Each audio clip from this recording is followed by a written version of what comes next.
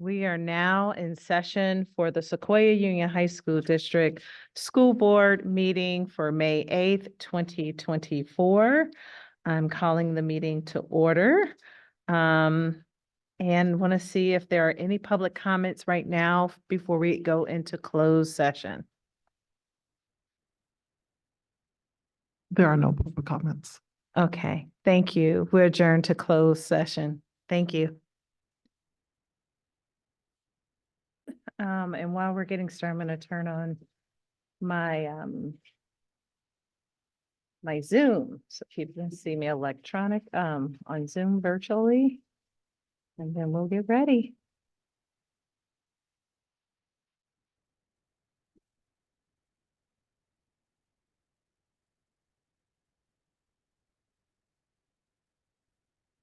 Recording in progress. Sorry. All right. We are here and ready. All right. Thank you all. We are calling the meeting to order for the Sequoia Union High School District's board meeting for, believe it or not, May 8th, 2024. For those who are seniors, you are down to the wire. So we're excited to be at this point in our meeting. So I'm going to report out from our closed session. Item 6. Okay, item 6. Here it is. Do the explanation of the public protocol and then roll call. Okay. Members of the public who wish to remotely provide comment during the meeting, use the raise your hand feature. Speakers must raise their hand during item 8.1, the public comment portion of the meeting in order for the comment on topics not included on the approved agenda. To speak about an item on the agenda in person, please fill out a speaker card and indicate agenda item and hand it over to Laura at the dais. And when the requested agenda item comes forward, before the board, the speaker will be called forward. So now we're going to do the roll call.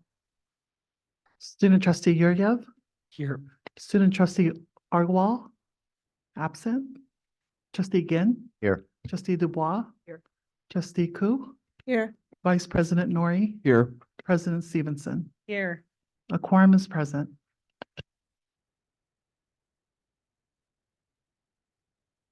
All right. So now we're going to do. Laura, I'm sorry. I have to do the close. Oh, never mind. Approval of I'm agenda. following that. I'm back on land. So we're going to do the approval of the agenda. Are there any public comments? I have no comment cards in person. I'm just checking Zoom. We do not have any Okay. any comments on the agenda. Any of our board members?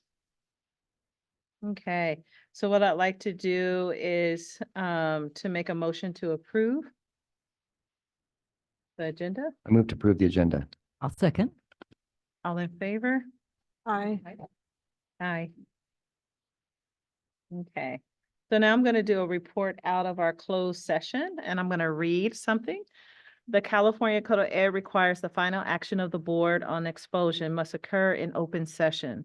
Is there a motion for agenda item 2.1, consideration of a student discipline expulsion, case number 2023-2024-1? So moved. A second. All in favor? Aye. Aye. It's approval of the expulsion. Okay, 5 in favor, 0 nays. Thank you. Thank you.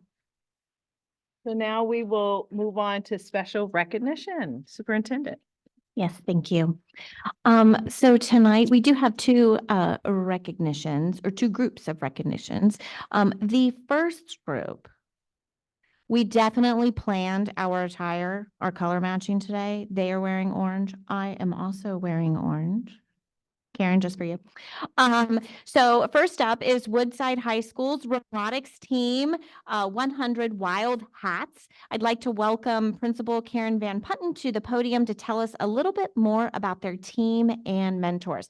I must say last year, we were at an event and the Woodside robotics team got me my robotics driver's license, which I still carry in my wallet in case of need.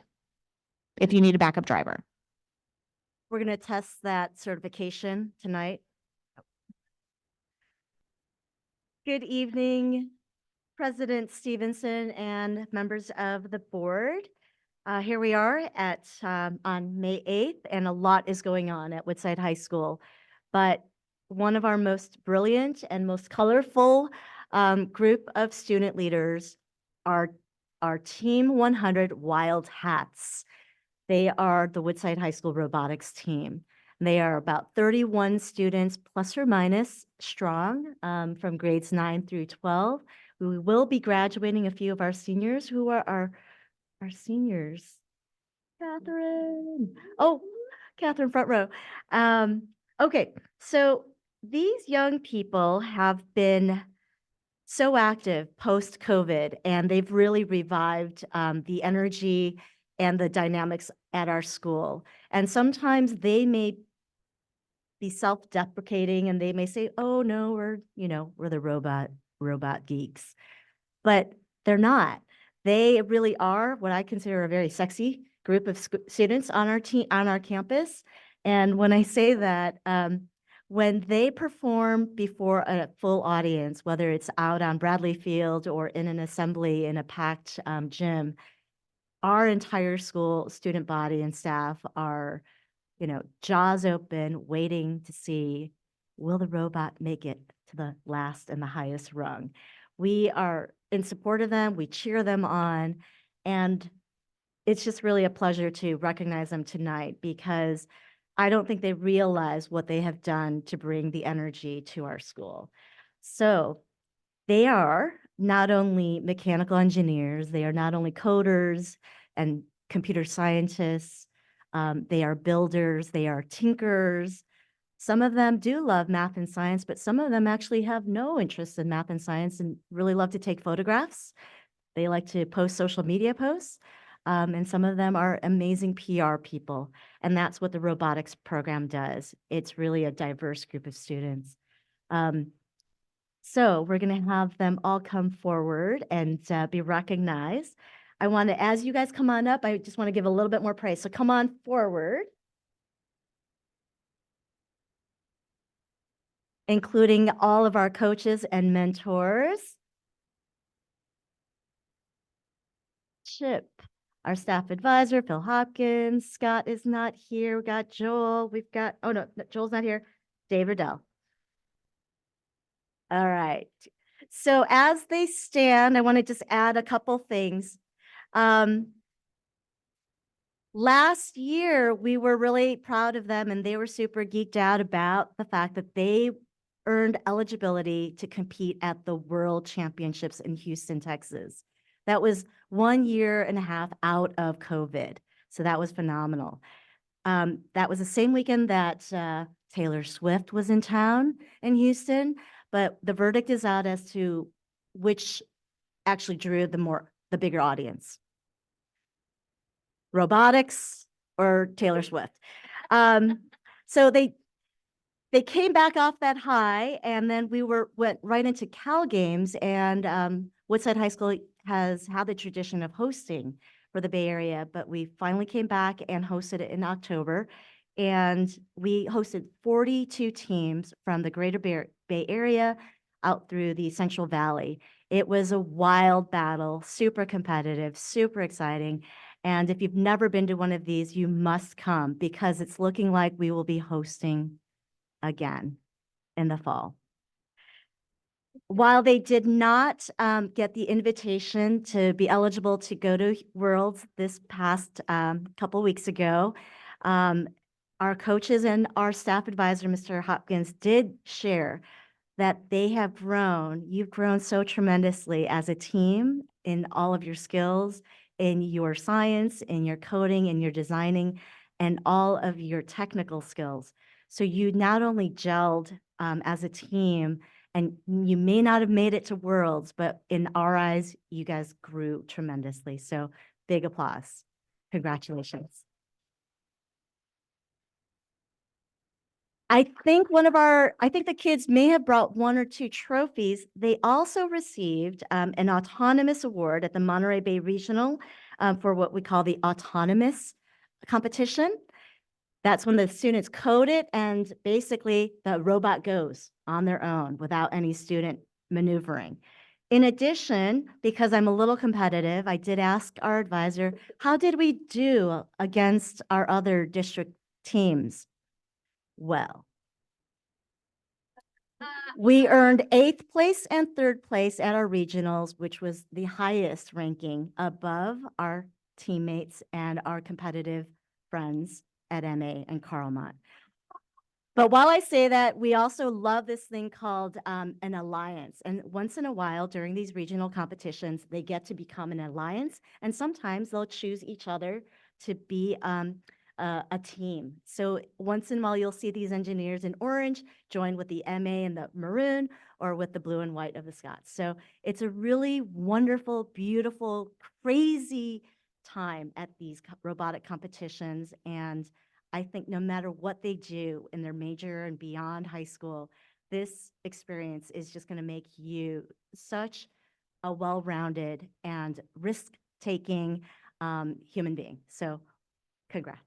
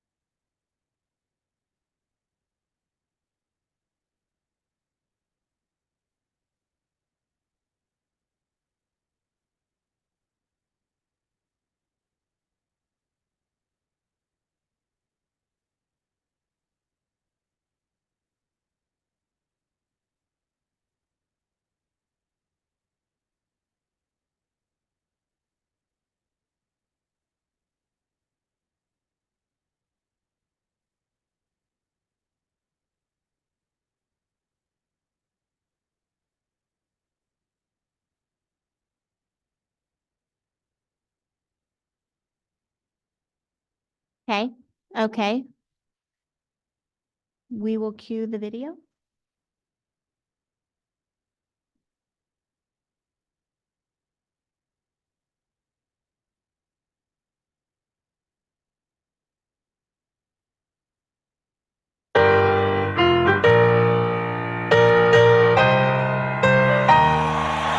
You know I'm back, like I never left. Another sprint, another step, another day, another breath. Been chasing dreams, but I never slept. I got a new attitude and a lease on life is a peace of mind. Seeking to find I can sleep when I die. Want a piece of the pie, got the keys to the ride and shit. I'm straight. I'm on my way. Get up my way. I'm running late. What can I say? I heard you died twice. Once when they bury you in the grave, and the second time is the last time that somebody mentions your name. So when I leave here on this earth, did I take more than I gave? Did I look out for the people, or did I do it all for fame? Legend is Exodus, searching for euphoria, trudging through the mud to find the present, no ignoring us. Got 20,000 deep off in the street like we some warriors. My mama told me never bow your head. Whoa! I feel glorious, glorious. Got a chance to start again. I was born for this,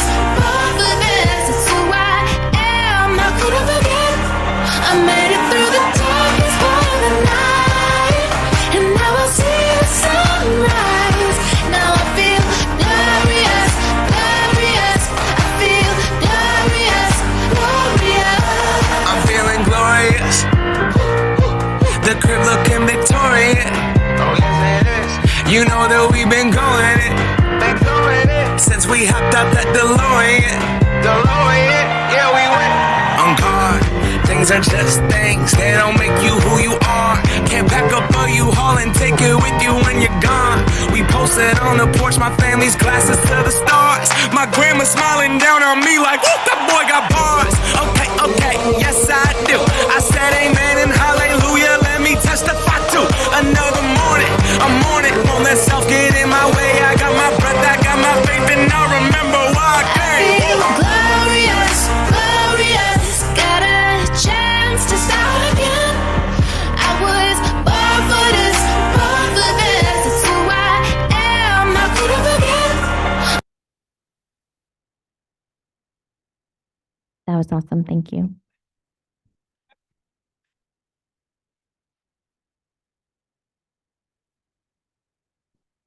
Okay, on to our second recognition for tonight.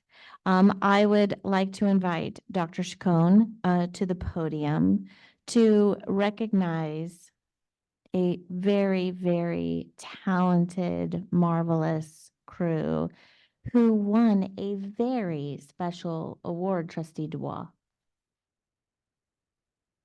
I was Dr. also Scone. going to mention Trustee Dubois. First, I wanted to mention that I am not competing, but yes, that is a difficult presentation to compete with. Seeing all the students here, so congratulations to all of you. That's super exciting. But also secondary to that are the things that we do in service of students. So I wanted to mention a very special team here tonight. And I am super excited, and I know that Trustee Dubois is maybe excited about this too. So good evening, Board President Stevenson, Vice President Nori, Board Trustees, Superintendent Leach, Cabinet, members of the community and audience this evening. Today we gather not just to celebrate an achievement, but to honor the dedication, passion, and tireless efforts of a remarkable group of individuals. It is with immense pride and gratitude that I stand before you to recognize the outstanding team behind our district's triumph in winning the California Model SARB Award. This prestigious accolade is not just a reflection of our district's excellence, but a testament to the unwavering commitment of each person who contributed to this remarkable success. From teachers, counselors, support staff, parents, to administrators, community partners, community liaisons, and every member of our district family who played a vital role in this achievement. First and foremost, I want to express my heartfelt appreciation to our classified and certificated educators. Your relentless dedication to nurturing the minds and hearts of our students is the cornerstone of our success. You go above and beyond every single day, inspiring, guiding, and empowering our students to reach their full potential. Your passion for education lights the path to a brighter future for every student in our district. To our administrators and board members, thank you for your visionary leadership and unwavering support. Your guidance and strategic direction have paved the way for innovative approaches to student success. Through your steadfast commitments to excellence, you've created an environment where every student feels valued, supported, and empowered to thrive. I also want to extend my deepest gratitude to our counselors and site and district support staff. Your dedication to the holistic well-being of our students ensures that they receive the personalized attention and support they need to overcome challenges and achieve their goals. Your compassion, empathy, and tireless efforts make a profound difference in the lives of our students each day. Let us not forget the invaluable contribution of our parents and community partners. As always, your collaboration, advocacy, and involvement are essential to our district to ensure student success.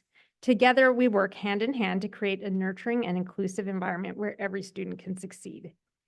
Out of all of these crucial stakeholders that I've mentioned, this evening I want to lift up and extend my most special thank you to my student services attendance team, including our administrators, mental health experts, and our community liaisons.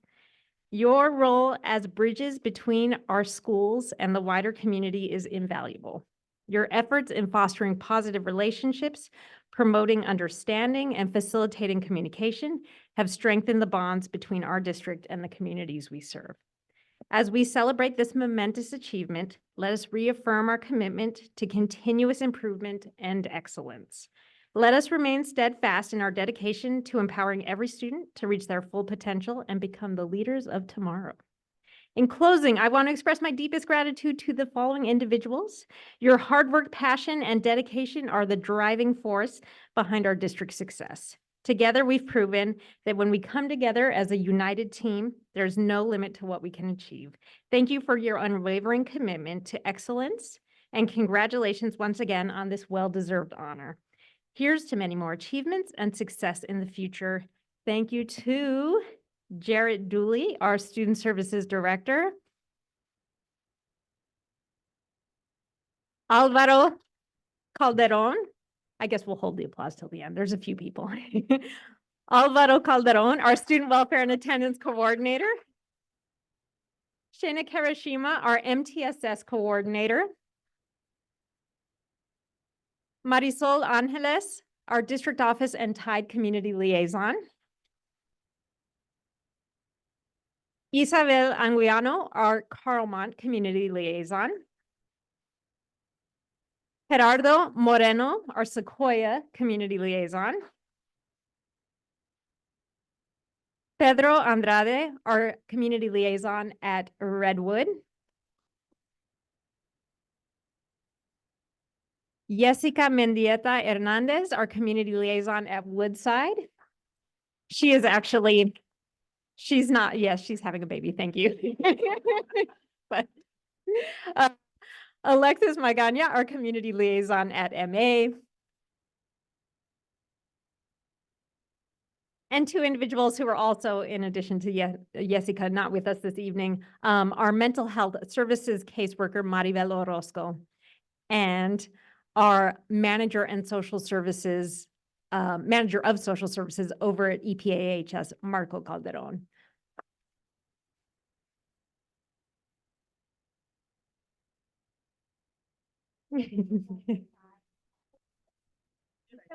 And if the board would like to join for.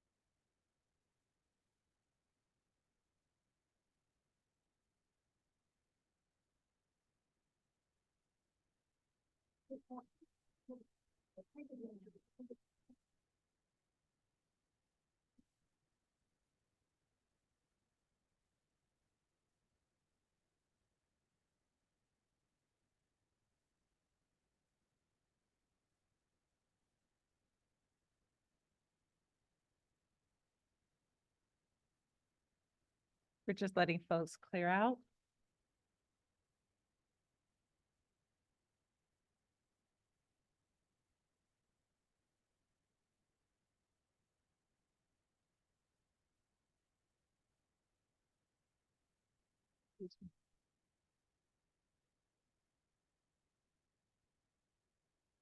All right, thank you all so much.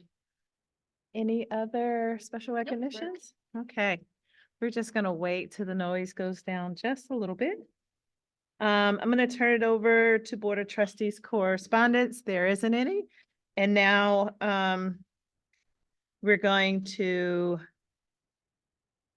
go into, I forgot something. Let me do public comments. I apologize.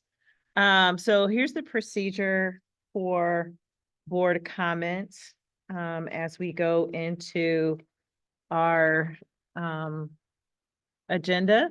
The board does not act upon any matters for, non-agendized items, upon any matter that has not been agendized except under limited circumstances permitted by law.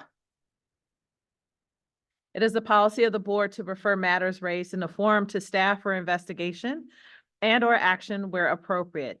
Board policy ordinarily limits the time to devote it to any single item, agenda topic to 10 minutes, and individual speakers are ordinarily limited to 3 minutes. If the board decides to expand the amount of time to be allocated to a particular agenda item because many speakers wish to address that item, the board may reduce the time allocated to individual speakers to 2 minutes or to 1 minute as appropriate. In order to permit more speakers to comment, the board will announce the amount of time to be allocated to each speaker before public comment on each of the particular agenda items begins. We ask that all speakers to keep to the time limit. So do we have any speaker cards on unagendized items? We do not have any in person now. Okay, and nor on Zoom? We might want to give a minute. If there's anyone on Zoom who would like to do a public comment on non-agendized items, please raise your hand now. There's one, There's one. so we're gonna give them 3 minutes. Okay.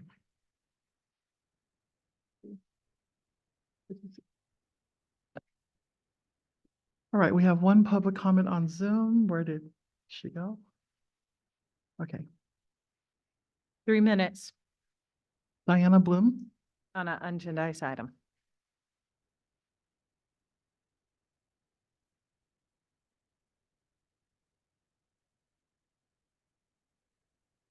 Diana? Hello, can you hear me? Yes, we can hear you now. Okay, sorry about that.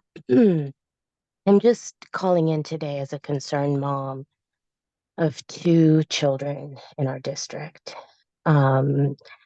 I feel that our leadership in this district is completely inept. And I'm just stating on record my efforts going back to 2021, trying to educate this district on the harms of replacing education with indoctrination, force feeding a curriculum that basically puts kids in groups based on immutable characteristics and then tries to peg groups against each other instead of actually teaching history. The good, the bad, the ugly, all of the history, but teach the history. Teach math, teach English, teach, please teach. This is the next generation. There is no accountability in this district. I cannot send my child here. I am counting the days until graduation. And yes, I'm privileged. I can send my kid to private school. And that's not why I've been speaking up. I've been speaking up because I was that poor immigrant. I relate to the kids that you claim you're talking about or for. You're not. You're disempowering them. They need an education. Don't steal that from them. Thank you. Thank you for your comment. Any more comments? There are none. Okay, thank you so much. We are going to move to Board of Trustees correspondence. There hasn't been any. And then Board of Trustees Superintendent comments and committee reports. So we'll start with any board member that has any comments right now. Yes, Trustee Dubois. I have a couple of things. Yesterday, Trustee Ginn and I, because we're co-chairs of SUHSD, together we helped Raphael with his agenda. And I just want to say how impressed I was with Trustee Ginn and his MBA mind and how good he is with finance and budget and how much he helped that nonprofit that we care a lot about. You are so darn impressive. So I wanted to say that publicly. The second thing, I went to a visit Redwood for their awards night and open house, and I had a very unique experience.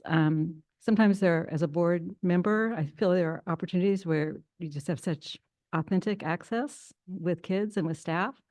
And as I was in my car, I saw that Shelley Bustamante, who is the mental health counselor at Carmont, was also there. And as she entered the school, I said, "Why are you here?" And she said, "Because my kids are here." And so I was right next to her as former Carmont kids went up to Shelley, gave her a hug, and shared with her how they are doing. And it was just amazing. I also got to see the woodshop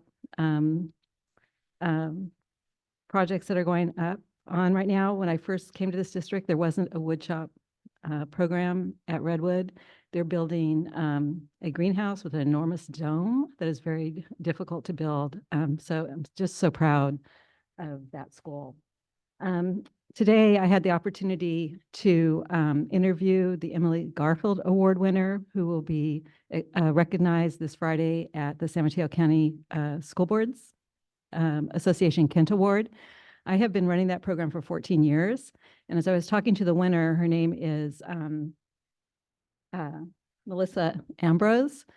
She was a teacher, and she was helping kids. And then she decided that she wanted to help kids in even more. So she went back and got her master's in social work. And as she was telling me her story, I thought about Trustee Stevenson, because I need to hand off the award to someone else. So I didn't ask your permission, but I sent I'm going to do it publicly so she can't say no.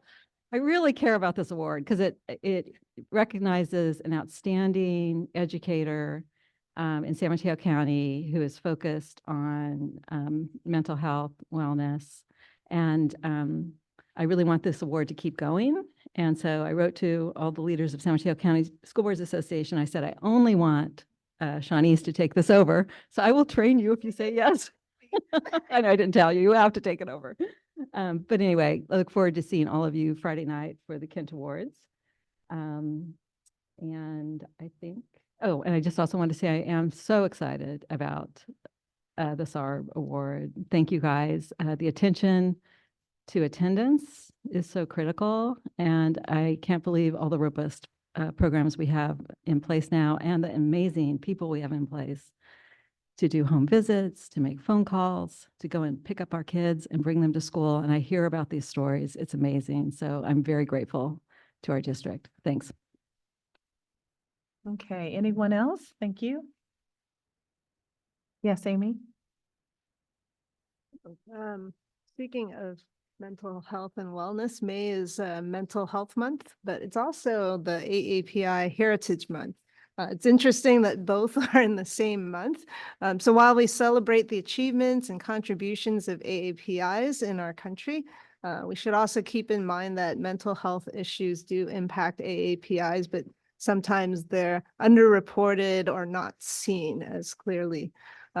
So the API School Board Members Association is putting together a workshop that will dive into some of that data, and hopefully the proposal will be accepted by the CSBA conference. If not, we'll probably just do something on our own anyways, because we think it's important.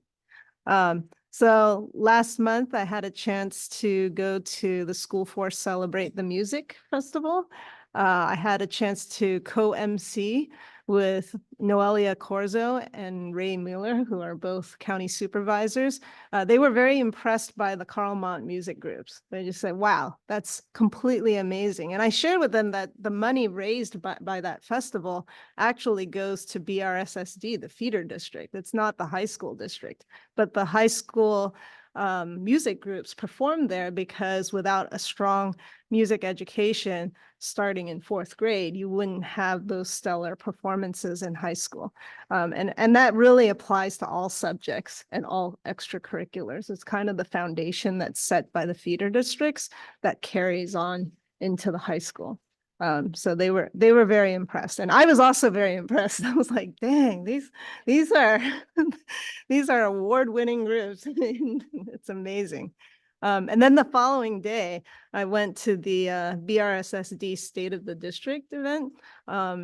and also our PIO and our principal at Carlmont, Principal Buckland, were also there.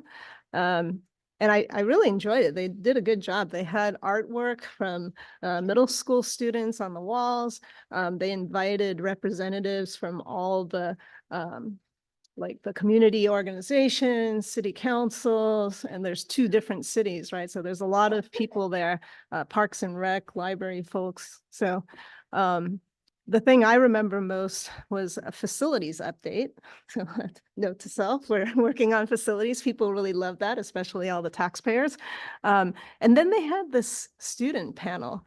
So it's students from Sandpiper Middle School who are just sharing their experience in a small middle school. And that was very enlightening to just hear what makes Sandpiper unique from some of the other middle school options from the children's perspective. And I thought the best thing coming out of that was they said, you know, the final question was asking if you could give advice to 5th graders, what would you say to them? And it's just figure out what's important to you when you're trying to decide which middle school to go to, and don't let other people influence you too much, whether that's peers or teachers. I mean, ultimately, you have to be happy with your own decision. I was like, wow. And these are like 6th, 7th, and 8th graders making that kind of recommendation to kind of their future selves. So I thought that was very, very important and really heartwarming. And that's it. Thank you, trustee. Anyone else? I have something, okay. Let me bring it back up. So, been out of town for like a week and a half since our last meeting, so not a lot to share. But, I wanted to share with our community, had gotten an email, I'm not for sure if you all have received it from Youth Community Services. It's one of our partners. They're actually in Palo Alto, but they work across Santa Clara and San Mateo County, and they help students with community service and actually partners with MA.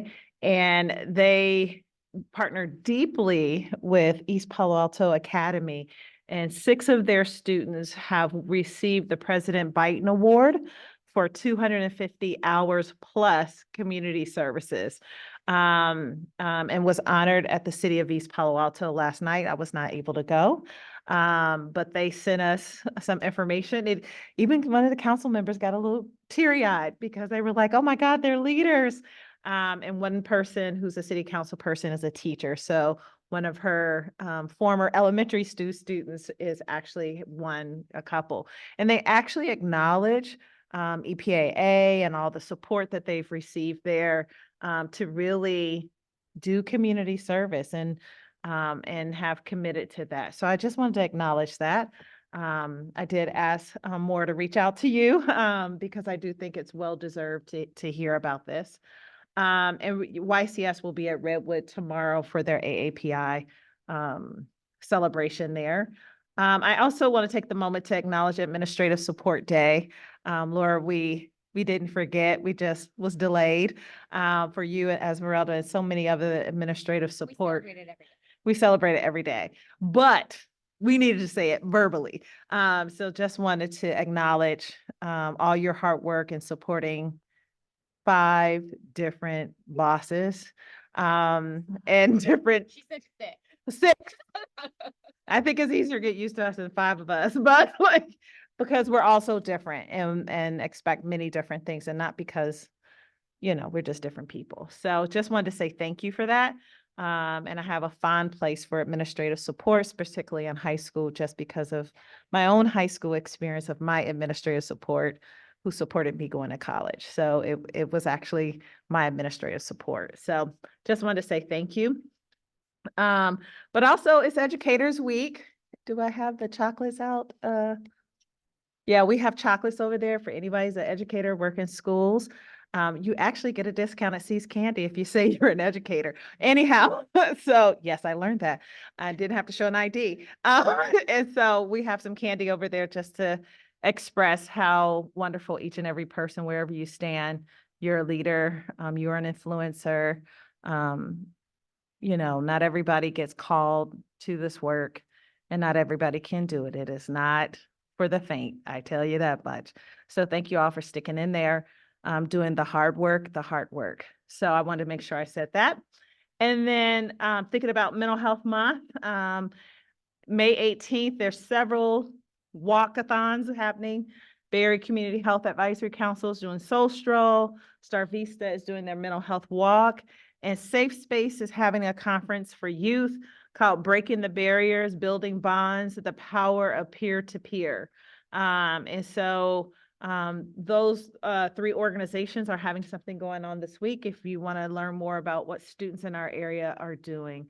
And I want to do a special shout out to Bonnie and sending me pictures of the community event at Ravenswood School District. It looked like a lot of fun. I stayed in the bed that day. So, so thank you so much for bringing your daughter, who probably was a good critique.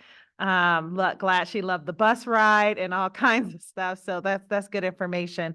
And hopefully next year we can have a table there because I believe they're on the move up. They're not stuck in the past, I tell you that much. So I think there is some collaboration. And just to let other folks know, I still am going around to the middle schools just to kind of see what certain middle schools look like. And I believe that there's some deep partnership there. People like our district and they are wanting to work closer with us. And they're doing things also to strengthen their education models and approaches. And so I'm excited about that. I think that our communication and relationship with our feeder schools, which I actually call our partner schools, is really important. So thank you all. Anything else, Superintendent? Do a couple things. So honor of Education Staff Appreciation Week. I do want to express my gratitude to all of our teachers, administrators, and support staff for their invaluable contributions to our schools and to our communities. We have amazing educators here. The dedication of both our staff inside and outside the classroom is constant. It often feels that it goes on 24/7. As you earlier witnessed, our attendance liaisons who have just been so impactful, the stories that they have and the bonds that they've created with our students that need a little extra motivation sometimes to get to school. So I just want to thank you all for the vital role that you play for the future of our students. So thank you. So much, Superintendent. Now we're going to move on to student trustee comments. Don't have that many today. Really, it's just school is ending. And, as a senior, we're making it through the end. And in the vein of staff and administration appreciation, it's also AP season. And especially at Carlmont, I see how our administration is very active in making sure that during these times where, some students may not be getting that much sleep, everyone is, has a lot of mental health support, and, has just a lot of general support from teachers, staff, and administration. And also, since it's AP season, it's also very clear almost every day how much, like how an insane amount of work goes into organizing all of this. And APs are just like one of the few things that as a student we kind of see the organization happening. It just makes me think of how much other stuff is happening behind the scenes aside from APs, just normal day-to-day operations of the school site that just need so much managing and so much work. And so I can say that Zahara and I, along with the rest of the student body, are extremely thankful for teachers, staff, and administrators. Thank you so much. I love how you said we're coming to the end. That was like a drop the mic moment. So thank you for that. And good luck with this last stretch of school. I know it can be kind of hard, especially when you're ready to get it over and done with. So I also want to create space for Sequoia District Teacher Association for any comments that you may have.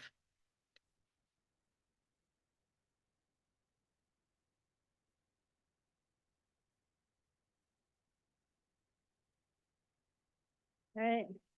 Jacob, it's coming to an end for you, but for the rest of us, we keep coming back. I'd like to stand here in my 45th year of school. I started first grade rather young. Yesterday was National Teacher Appreciation Day, and today is California Day of the Teacher. As is typical of national and state legislations, they could not get it together to have one to be in agreement about teachers. But I did want to specify that the California Day of the Teacher was created, it is celebrated the second Wednesday of May, and it arose out of legislation co-sponsored by CTA and the Association of Mexican American Educators. And California has patterned its celebration after El Día del Maestro, festivities observed in Mexico and other Latin American countries. So we thank them for that. Today is also School Nurse Appreciation Day. And in 10 days, it will be Speech and Language Pathologist Appreciation Day. Last month, we had School Librarian Appreciation Day on April 4th. In February, School Counselor Week.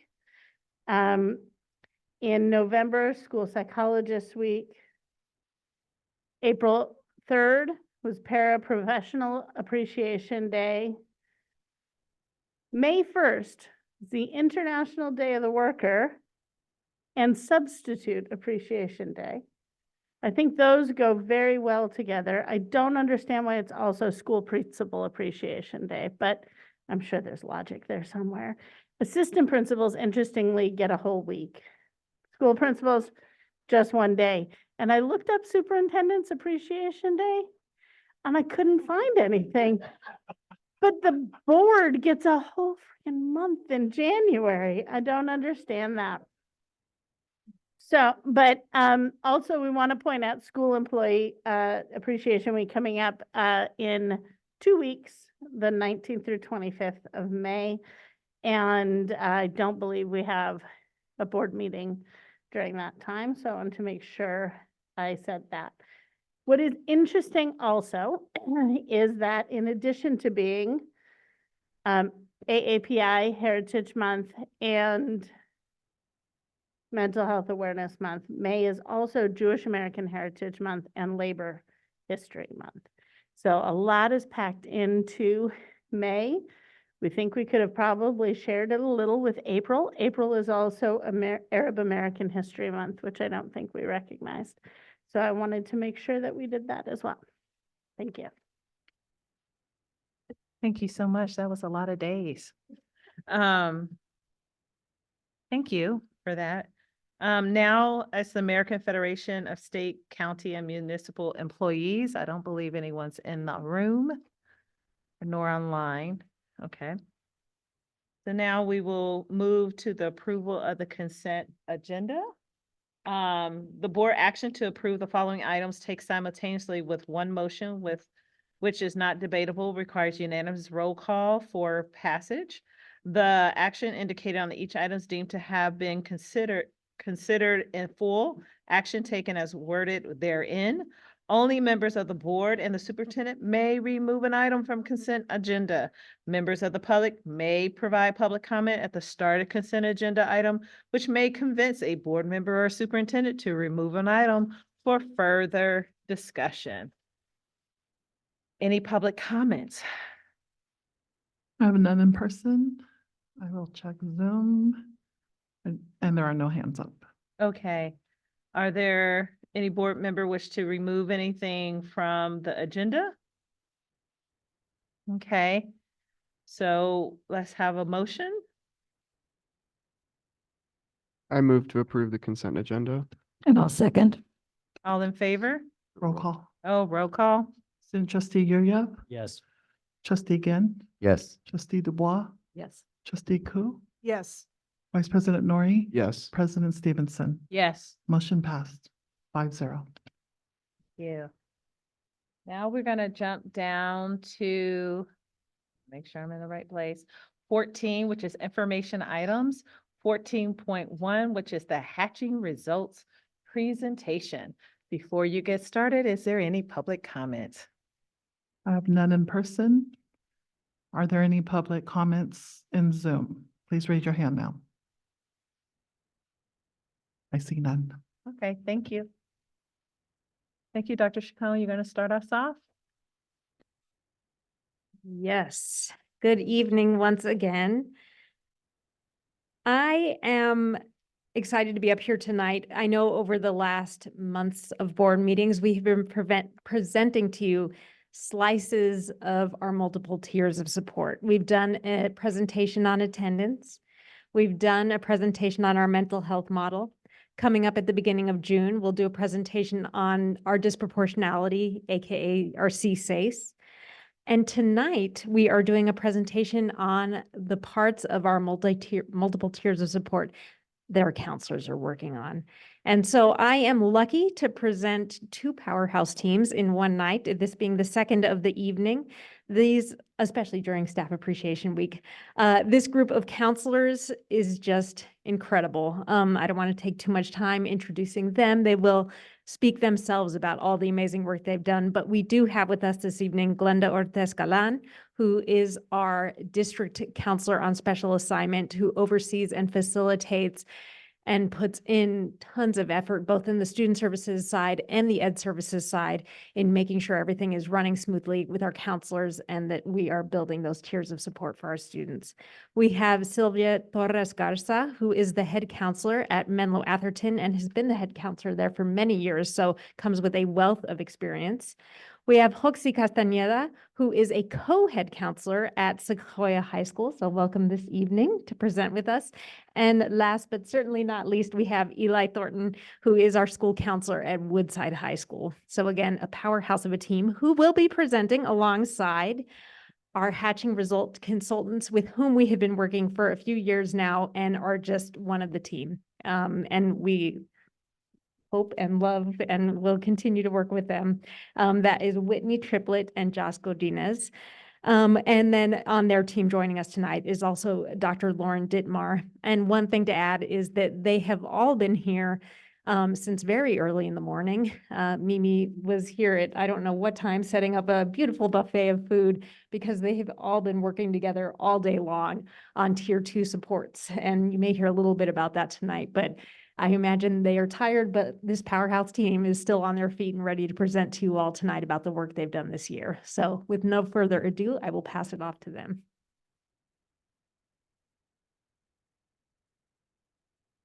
Hello, good evening. So I'm going to talk a little bit about the journey that we've had so far with the Hatching Results organization.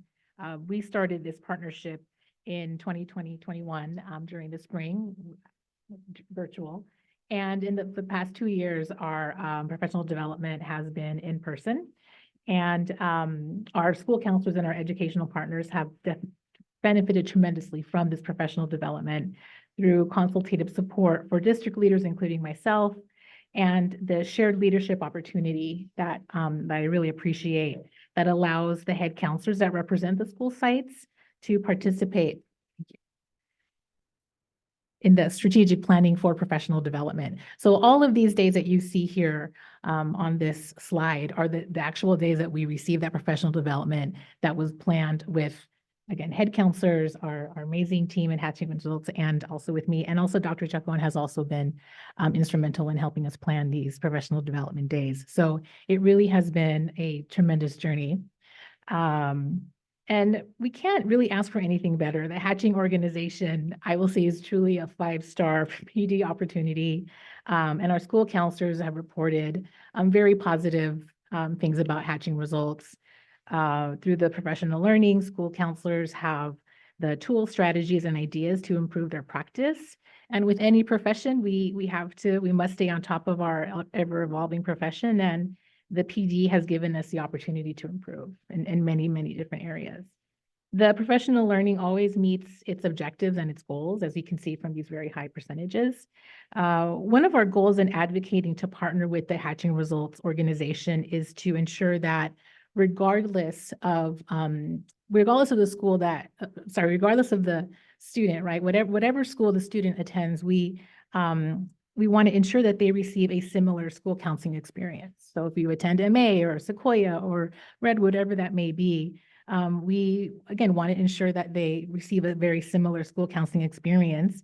And we're definitely accomplishing this through the work that we've been doing, developing together to create this comprehensive school counseling program. So we're very proud of this work.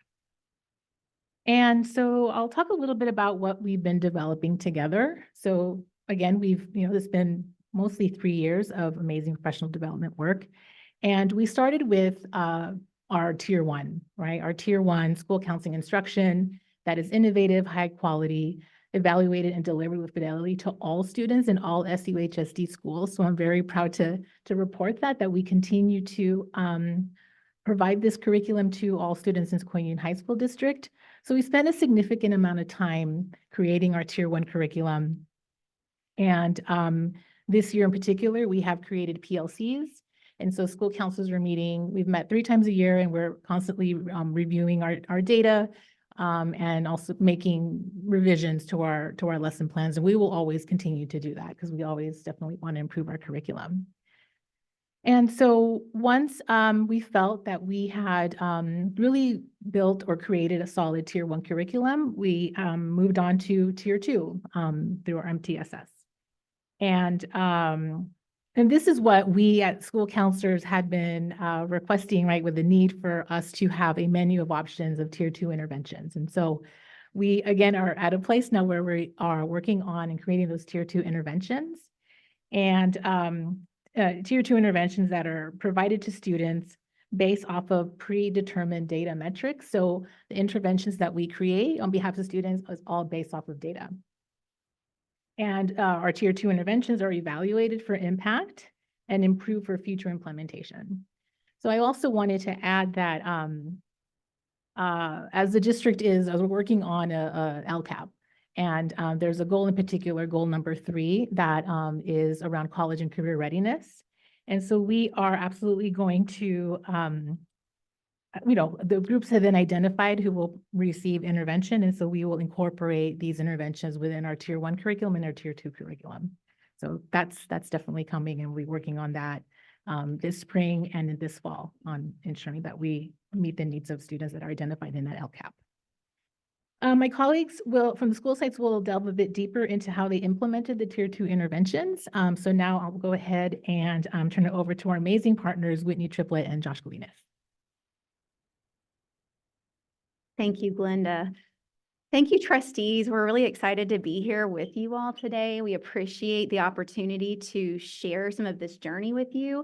But what I'm really excited about are these counselors who are going to present their results to you in just a minute, because what they're presenting is the very first time they've ever tried this. It's a pilot. And most of the schools had really positive results, which we don't usually expect from a pilot program. And so we just decided, let's just go for it. Let's present to you all what we've been working on, because they've really been successful with this. So we want to give you a little bit of context about this project in general. And these are 5 of the big learnings driving our work that the counselors have been learning about this year.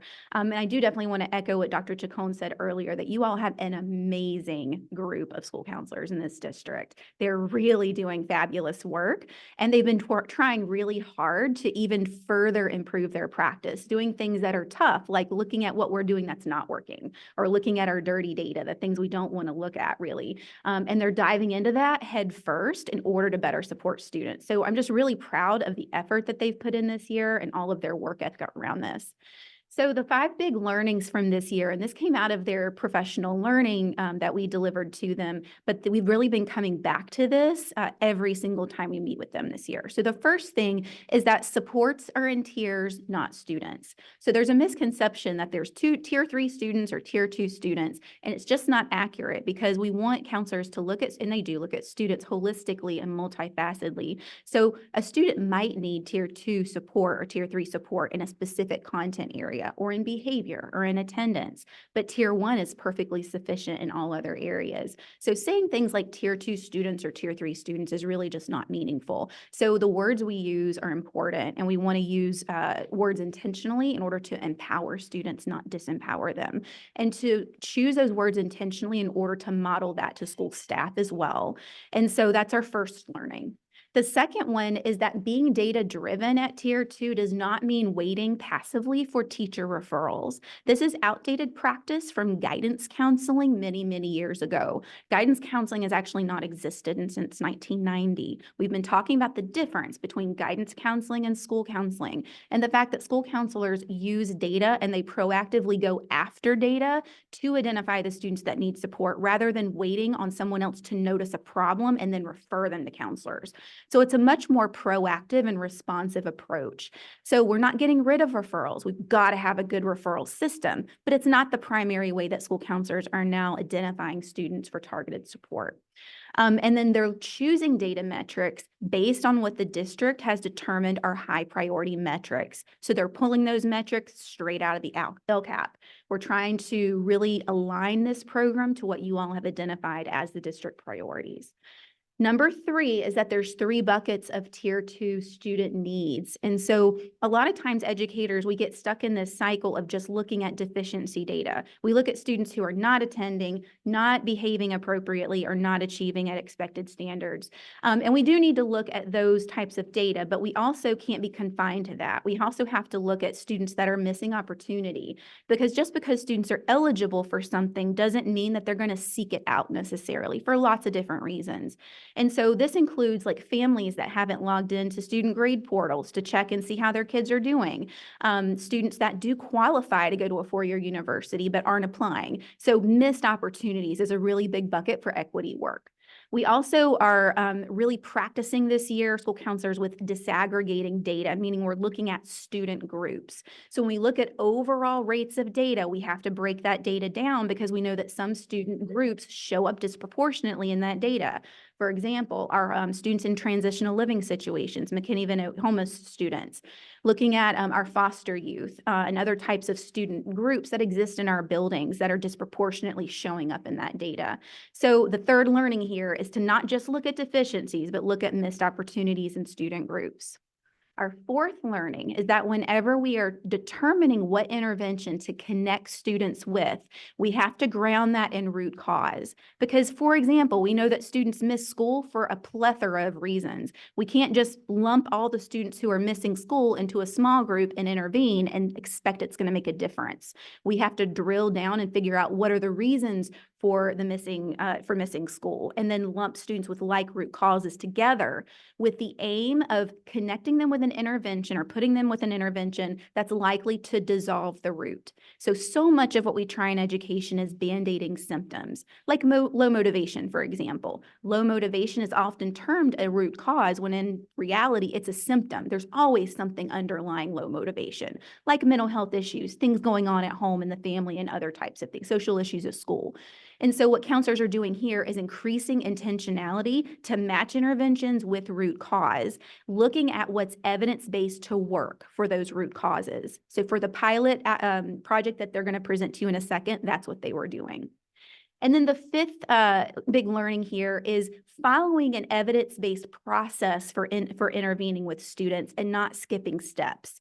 It is so easy to skip steps that really eat away at implementation fidelity because educators are overwhelmed. There's not enough of us to go around. There's not enough of the resources, and we have to make hard decisions about priorities.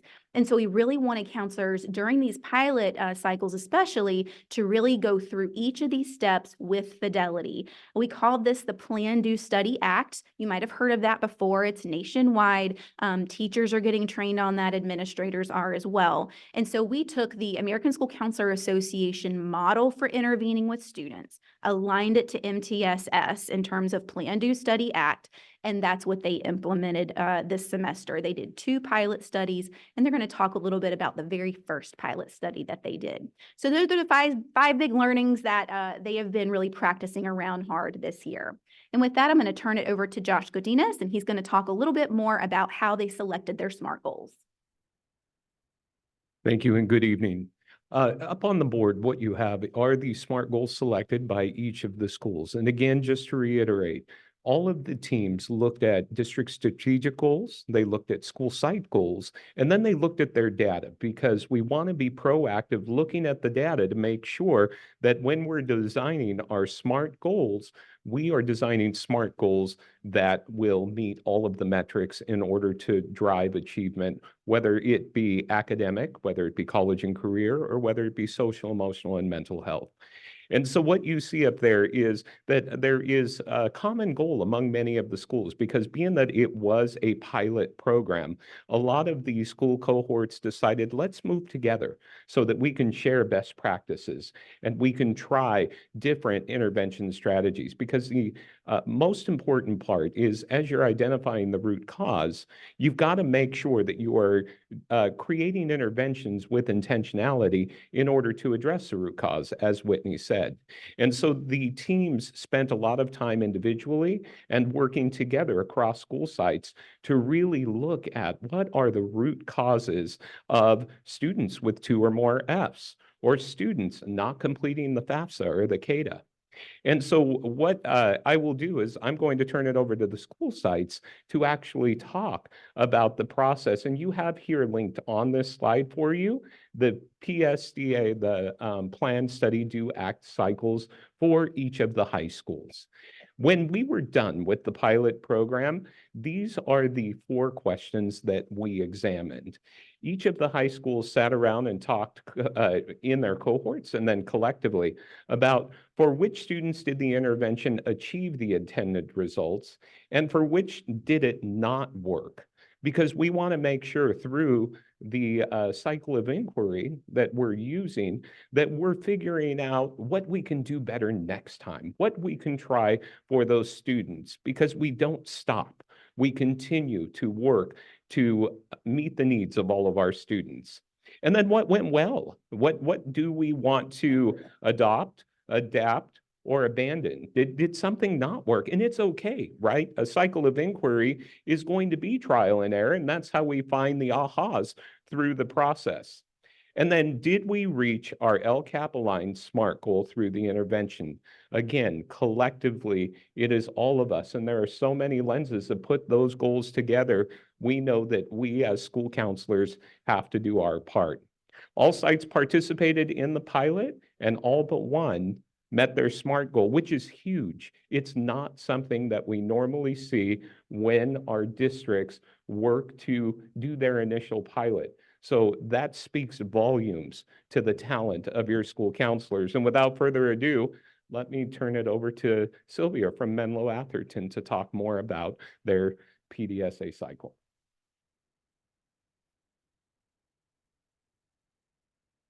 Wake up. Sorry, I'm really short. I got to put this down. And I'm wearing my heels today.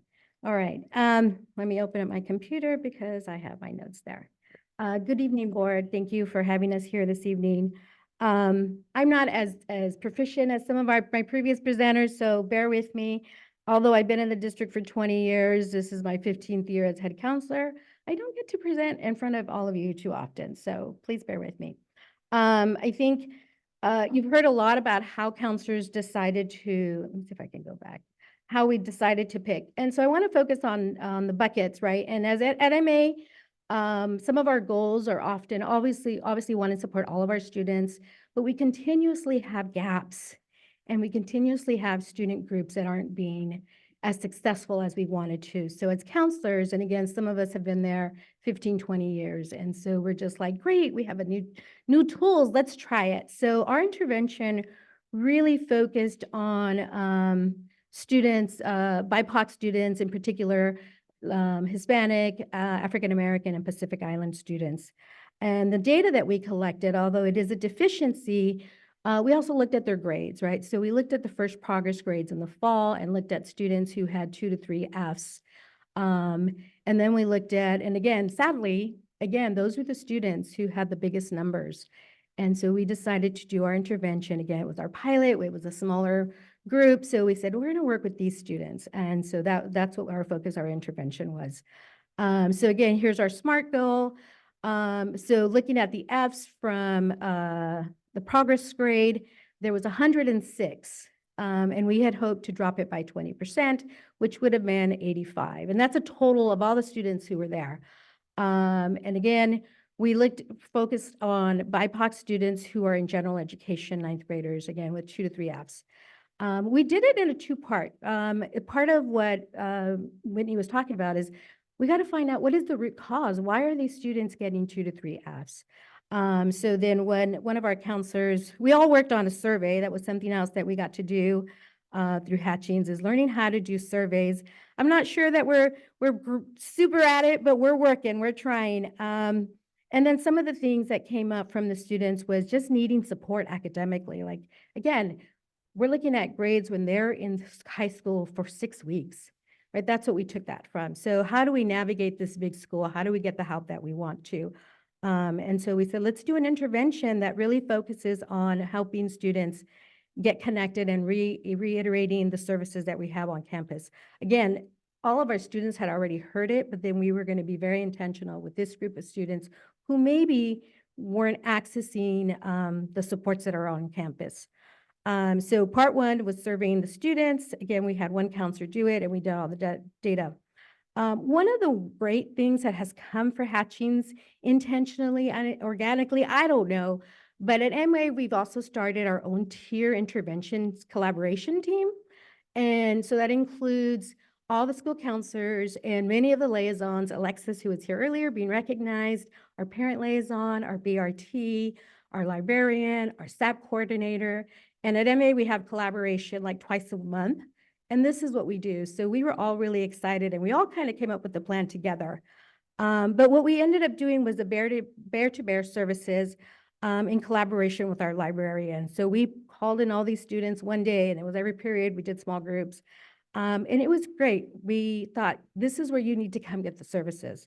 So it was in the library between the counselors and the librarian. We did the presentation. We told them how to schedule time with flex time with a tutor after school.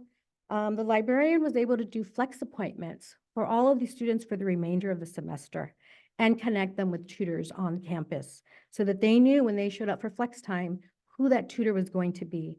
This is one of the great benefits of that. So going back to some of the questions, right? 46 students were identified. 35 of those students completed the root cause survey and then participated in the bear-to-bear services intervention.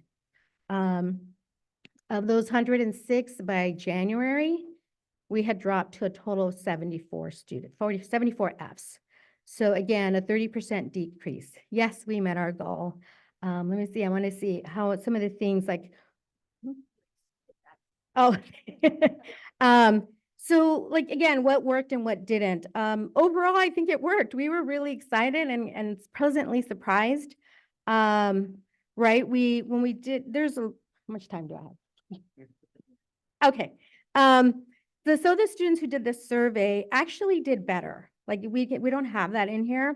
But it was interesting. The students who did the survey, well, about asking the root cause, the questions were a little bit more reflective. And I think just doing the survey was enough for those students to say, I got to do something differently. And then when we did the intervention, again, I think then knowing that they had connections, knowing where to go when they got to the library. I want to give us some little props too. Like there was a lot of different factors. Before the grades, right about when we did the presentation, we had also done the tier 1 intervention for all 9th graders. So all these things kind of happen in quick motion. And we think, and I'll be planning that for next year, that we do that again intentionally, hear the tier 1 intervention, look at the grades, do the root cause survey, and then do the tier 2 intervention. And hopefully we'll have the same response for those students. Some of the challenges or some of the things that may have not worked, we still have work to do for some of our students, right? Not everybody was successful. It's not broken down by individual students, but we have that data. And sadly, the students who didn't show improvement, it's their attendance, right? If you're not coming to school, you can't learn most of the time. So we have to make a different intervention now, say, okay, address that. And then some of the students who did participate, but are also identified as our SAP students, our English learners, our long-term English learners, Some of them identified as Title I students as well. So knowing that we still have our work cut out to do more intentional interventions for those groups of students. I'm trying to think of some other benefits. Again, working with our own tiered intervention team. Yeah, I think that was all. So thank you.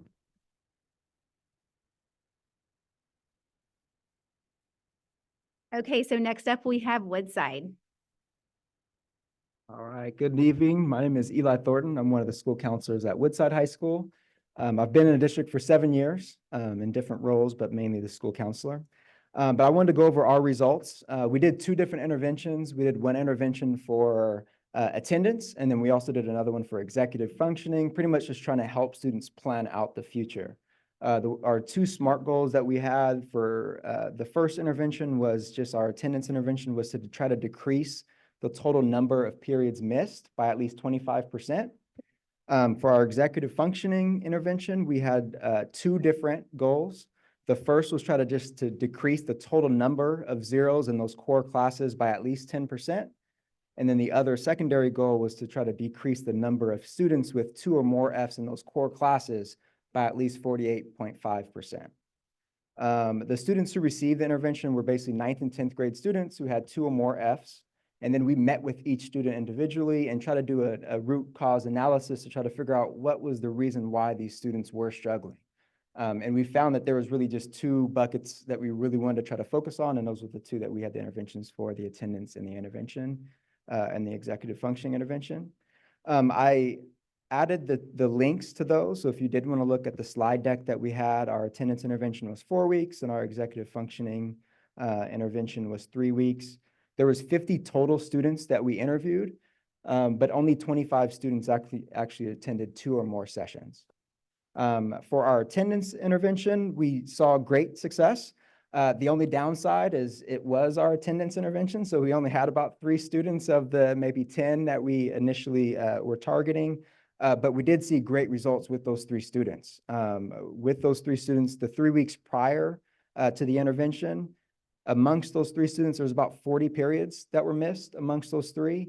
And then we did our 4-week intervention. And then after that 3-week period, we saw a 87% decrease. So only about 6 periods total. So about 2 on average each student missed. So that was really great. And even though there was a small amount of students, I felt like the data was really important to just share because we would love to be able to expand that even more. Our executive functioning intervention, one focus was just the total number of zeros that we found. It was a little bit tedious. Each counselor had to go through and count each number of zeros pre and post, but we did see some decreases there. We would love to see a bigger decrease, but we did see 11% decrease prior to the intervention to the post intervention.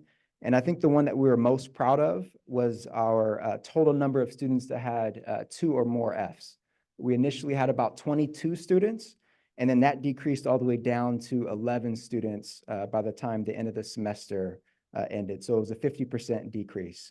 So we did see some great things. And then one thing I did want to mention before I headed out is I felt like this was very, very effective, and we can really expand this to other students that really need it. But we just are so spread so thin as school counselors that we want to try to figure out ways to be able to implement this more and be able to expand it and be able to really take all the school counseling that we've done and all the things that we've done at Woodside and really try to implement that as much as we can to other students that really need these interventions and other interventions that we can think of too. But just thank you for your time. Appreciate it. All right, last but definitely not least, Sequoia High School. Okay, similar to Sylvia, I am also short and I also have heels. So it is a pleasure to be here with you all tonight. This is my first time speaking to you all here at the board, so I'm really excited. I'm also very nervous. But I am here to discuss essentially the amazing work that we have been doing at Sequoia, right? And so one of the things that I really want to highlight, as mentioned, is our PDSA cycle in fall. So we also focused our ninth grade students. So the 9th grade students that we targeted were 38 students with 2 or more Fs. And of those students, we really wanted to focus on showing improvement by 33%. So this all was our hard work all the way up until the semester. We wanted to see, is this going to work? One of the highlights that I wanted to highlight was the collaboration that we had with the community members, the team, our staff. So that is definitely the highlight. We collaborated with mental health specialists, intervention counselor, family coordinators, community liaison, and it was a team effort. And it was really nice that it wasn't just the counselors. It was a collaboration, as also you heard with Sylvia. So we provided, our very first intervention was essentially our root cause survey, because it was a check-in. It was a one-on-one with a trusted adult. Sometimes it was the first time we met with these students. So that was essentially our very first intervention. As you can see on the left, the root cause responses that I'm going to go in a little bit. But we created 4 interventions from our root cause survey. Our first one, which was a check-in. The second was an academic workshop. The third one was a wellness workshop. We also created a parent evening workshop. So we try to catch students multiple times. So these 38 students were definitely students we were trying to get. As many of my colleagues also mentioned, attendance was a big one that came out of that root cause survey. So we identified at least 14 students who were truant. And our work didn't stop there, right? That's when our community liaison was somebody who we referred to, who then would then move on to either home visits or SARTs. And that's created a whole other interventions for tier 1, tier 2. So that was essentially what the collaboration we did. So our data kind of, or just even from the very beginning, right? Like that root cause survey was very amazing to see from the very beginning. As Sylvia mentioned before, sometimes all these students needed was just a quick check-in, right? Just somebody, a trusted adult. And so we can see here, highlighted in yellow are the goals that we saw that these students identified, right? Wanting to graduate from Sequoia, wanting to make their parents proud, which I could contest to that, right? As a first generation student myself, that was my goal, right? And so, but we also see challenges and barriers, some, mental health challenges that prohibited students from coming. Some even mentioned that they had to stay home while parents had to work, right? And others just felt like they didn't have a trusted adult. And so we really honed in on that trusted adult. So by the time that they got to that 4th intervention, which was that wellness intervention, we really wanted to have students feel like they have one adult at Sequoia. And so that is one of the data you actually see there is the amount, like the increase in students feeling comfortable to come to a trusted adult, which was huge for us, right? Because by that time, by the 4th intervention, we've easily seen these students once or 4 times. So it was really nice to see that 41 students actually attended 3 of the 4 interventions hosted by a team effort. Overall, we did see a 42% increase or improvement from quarter 1 to semester 1. And that was definitely something that we're proud of at Sequoia. Thank you. Cool stuff, right? Really, really exciting. And this was literally the first time they've ever tried this from start to finish. Now, counselors have been intervening with students in this district for a long time, right? The difference here is that they are measuring the impact of what they're doing, and they're getting rid of stuff that doesn't work with students in favor of things that are more evidence-based. So measuring what they're doing, and then intentionality with the interventions, connecting intervention to root cause so there's more likely to be an impact.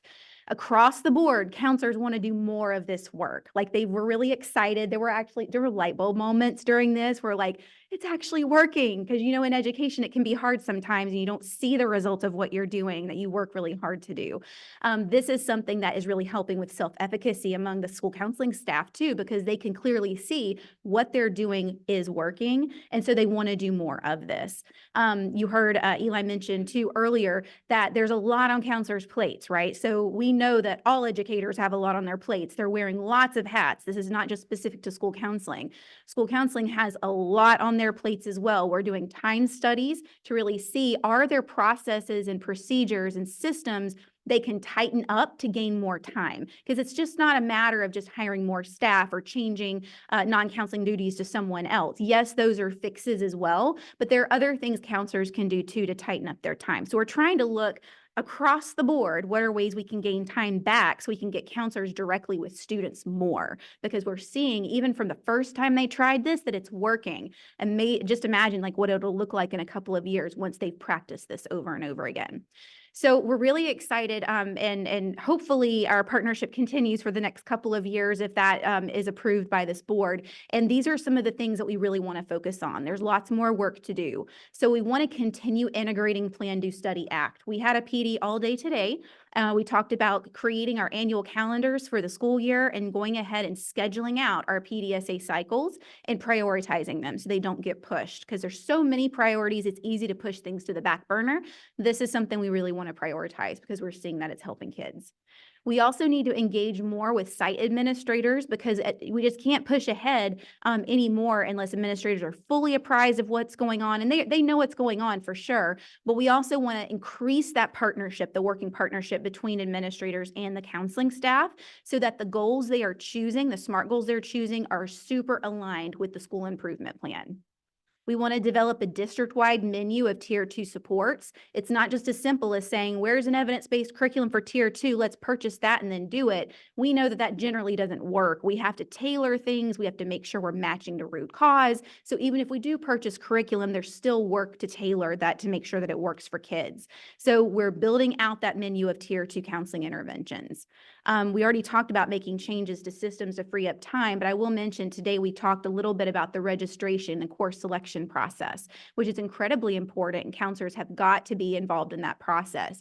At some schools, it's taking longer than others, depending on caseloads and staffing and systems that we have. And so today we presented multiple models for registration processes, and teams got some time to start dreaming about what could change for next year so that they can, again, recapture some of that time. We're going to continue LCAP aligned work specifically around goal number 3, which Glenda talked about earlier. We are not forgetting Tier 1. So even though we haven't talked about Tier 1 today, that is still working. So, or still moving along. So today we got together to kind of plan our May 22nd working day where the teams are going to get together. They're going to divide and conquer, look at their pre-post results from students, feedback from students about what worked from these lessons, and then make improvements to their lessons. Development of a district-wide handbook or set of expectations, basically, for comprehensive school counseling services in this district. There really is a continuum from guidance counseling to school counseling to comprehensive school counseling. All along the way, we want to move towards comprehensive school counseling because we know that that has the greatest impact on student achievement. Vision and mission statements for each school's counseling program, and then ask a national model and ramp recognition training, because quite frankly, several of your schools are going to be able to apply for national recognition with the results that they're getting. And we want to make sure that they are able to get that within the next couple of years. We want to train them on how they can go through that process. So in general, over here on the right-hand side of the screen, you see our 3 domains. Just remember that school counselors are holistic educators in the building. They are there to coordinate and coordinate support services for students within the academic domain, social, emotional, and college and career. They're doing all 3 concurrently. And by extension, Glenda, as the COSA, is helping support them around the coordination of these 3 different domains of school counseling. And they're doing really fabulous, beautiful work. I don't get to say this often, but I get to work with districts all across the nation. This is one of my faves, y'all. You have great school counselors and really good leadership. And I'm just so excited and so proud of all that they have done this year. So I believe that that is it for our presentation, but we would love to entertain any questions you might have.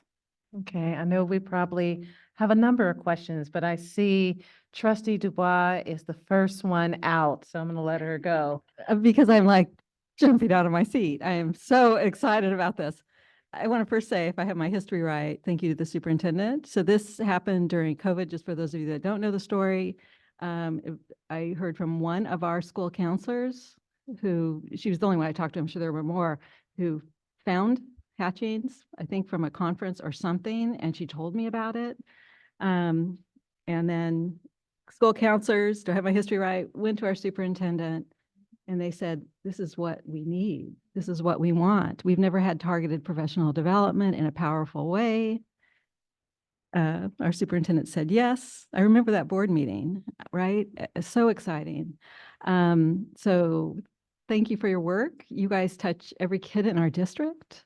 And to have results like this, I mean, data that resonates with me. I mean, so I don't have questions. I also want to say an example of syncing up with an organization, right, that is aligned with our staff in such a powerful way. I always look at the audience and when I see all the heads nod, this has got to be a good thing. So I just want to share my excitement.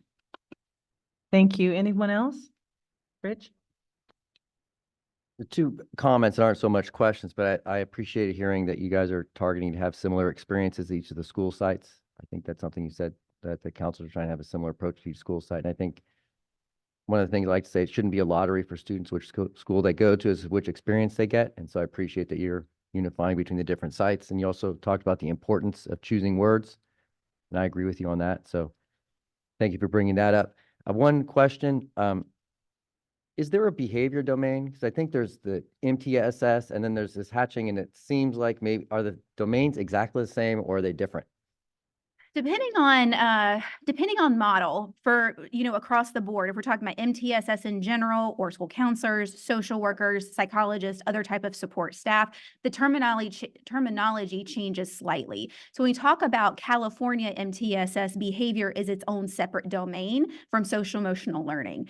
In the school counseling profession, generally social emotional learning is the umbrella over things like behavior, mental health, wellness, and all of that. So sometimes we use those words interchangeably, but in the context of this, counselors are looking at behavior and it falls under the social emotional learning kind of domain. But for the purposes of the pilot study here, counselors in general weren't looking as much at behavior. They were aligning the You pick specific SMART goals. I was mainly commenting on the graphic that had the three pillars, and we've had presentations recently on MTSS that also had three pillars, but I don't think they're the same three pillars because they didn't include college and career, and you guys don't include behavior. So I don't know whether it's intentional that there's these two different sets of tiers, or if No, that's a great question. And they work interchangeably, right? Because if we have a student who's got anger management issues, for example, the school counselor's role is to teach them de-escalation techniques. So it falls under that social emotional umbrella where we're teaching them positive coping strategies, communication strategies. So in our world and in our language, it's social emotional, but what we're addressing is behavior. So it works interchangeably with the MTSS model. And that's one thing that we celebrate as we move forward in California, is that the role of the school counselor, finally, all of our educational partners, whether it be a teacher, an administrator, a school counselor, we all operate in the MTSS model. We all live in the MTSS model, and how we work together can be explained by the MTSS model. Yeah. The other thing about MTSS is it's implied that the end goal of MTSS is college and career readiness. So it's implied. It doesn't have to be its own separate domain when we're talking about MTSS. The issue for school counselors is that they're actually providing tiered supports around college and career readiness. Others usually don't do that as much. We have some college access partners in our schools that are providing tiered support, but in general, it's the counselors. They're actually doing tier 1 college and career readiness lessons and other supports for students like four-year planning, individual learning plans, and the like. They're doing tier 2 for marginalized groups that are deserving of additional support around college and career readiness. And they do tier 3, like when a student accidentally messes up and on social media, an admissions officer, catches wind of that and their admission is revoked. That's a tier 3 college and career readiness situation, being flagged for verification on the FAFSA. So the reason why we use college and career specifically as a domain in school counseling work is because they are practitioners providing tiered supports on it. MTSS is saying we're doing all these things such that students are college and career ready, but there's not as much of that tiered support, if that makes sense. It is confusing though. Thank you. Suffolk, did you? Yeah, I can go next. So, I kind of had a couple questions, mainly about some of the survey results. So, I'd be curious is like at any one of the schools, like what do you think was the main difference between the students who the intervention worked on and those who it didn't? Because it seemed that most of the schools, there was still a chunk of students who didn't get below 2 Fs or whatever the goal was.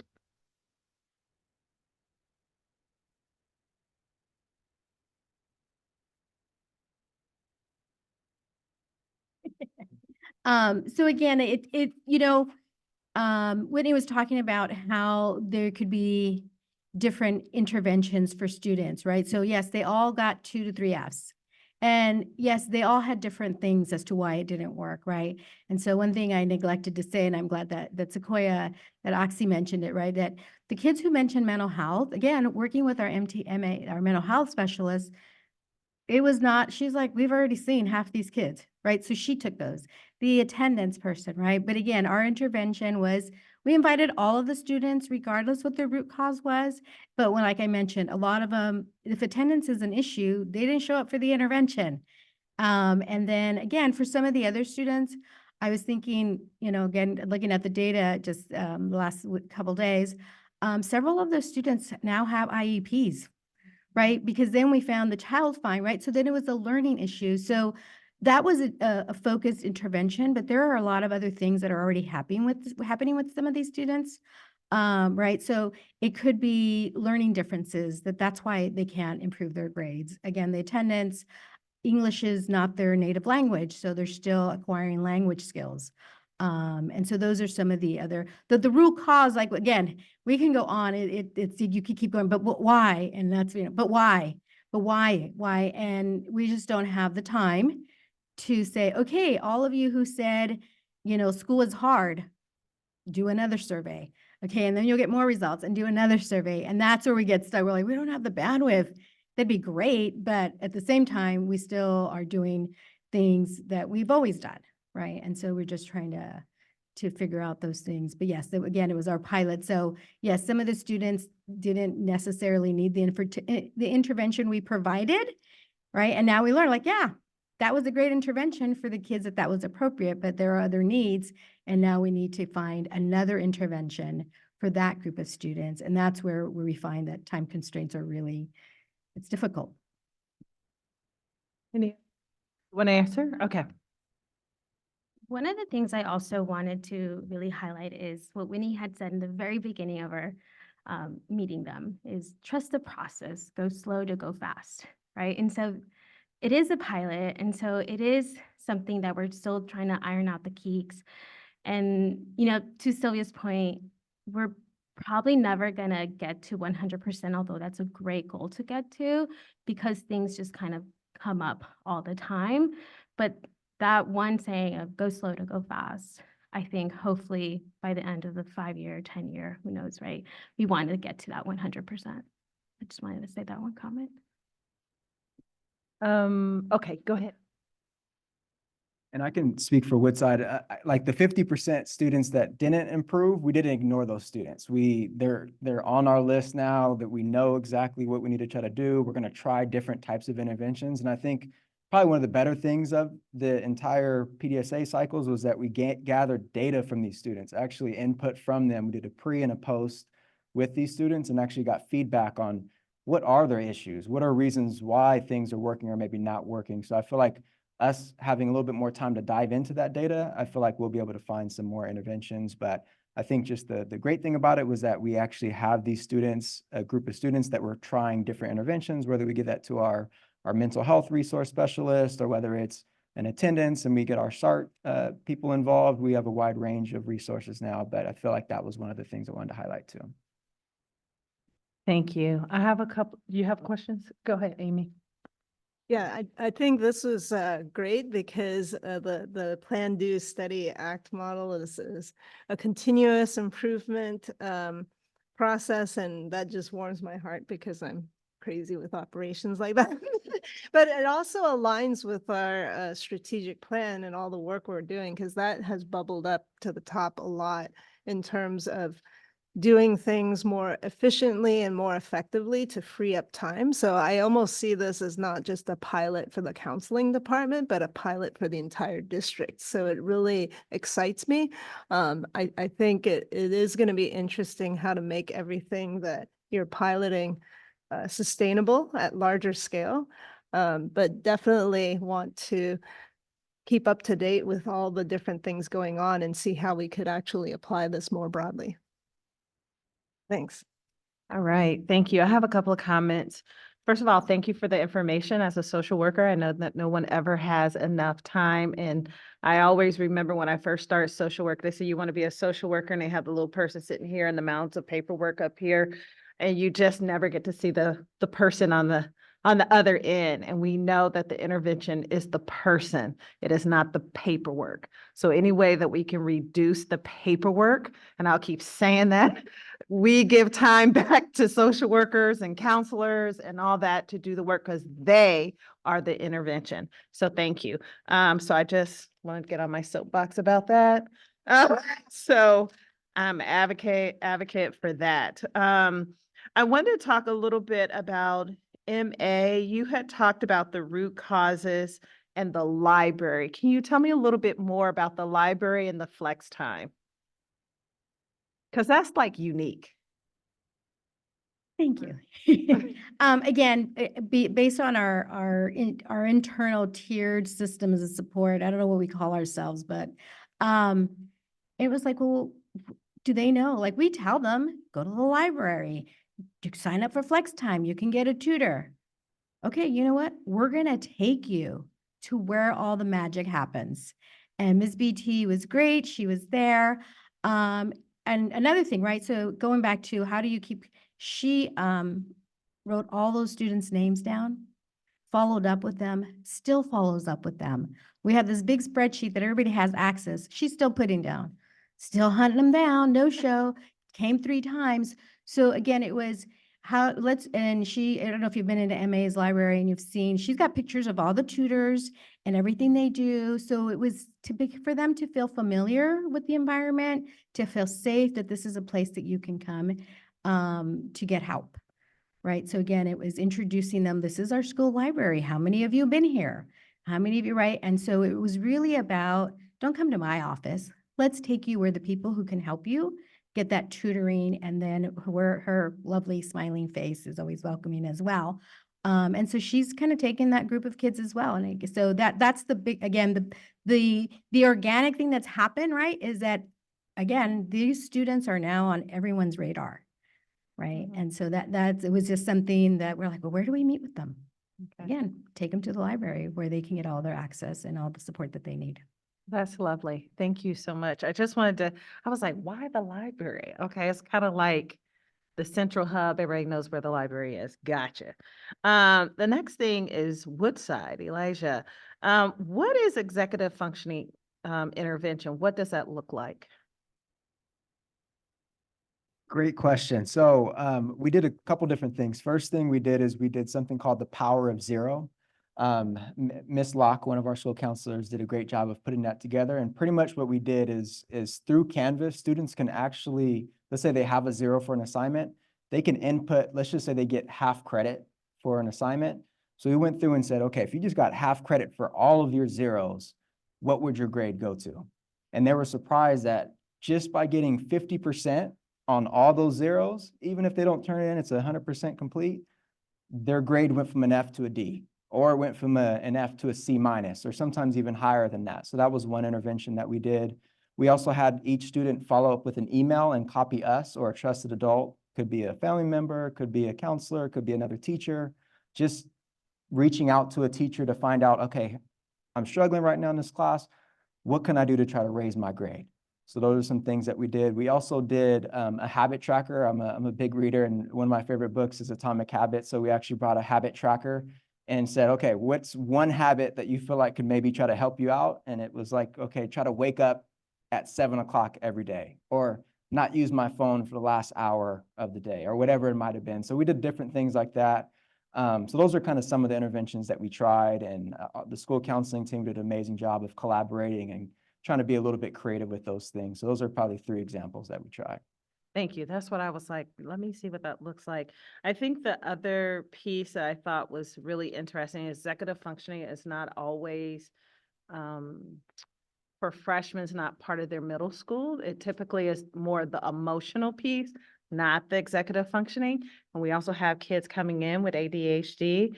And if trauma is part of that, maybe their immigrant story or their home life, home status, or whatever the case may be, if you have a lot of distractions, if you have undiagnosed ADD or ADHD, like your mind is just boggling in your head. And so that executive functioning isn't always there. You have to build that capacity. So that to me is great information to give to partners as well as that executive functioning.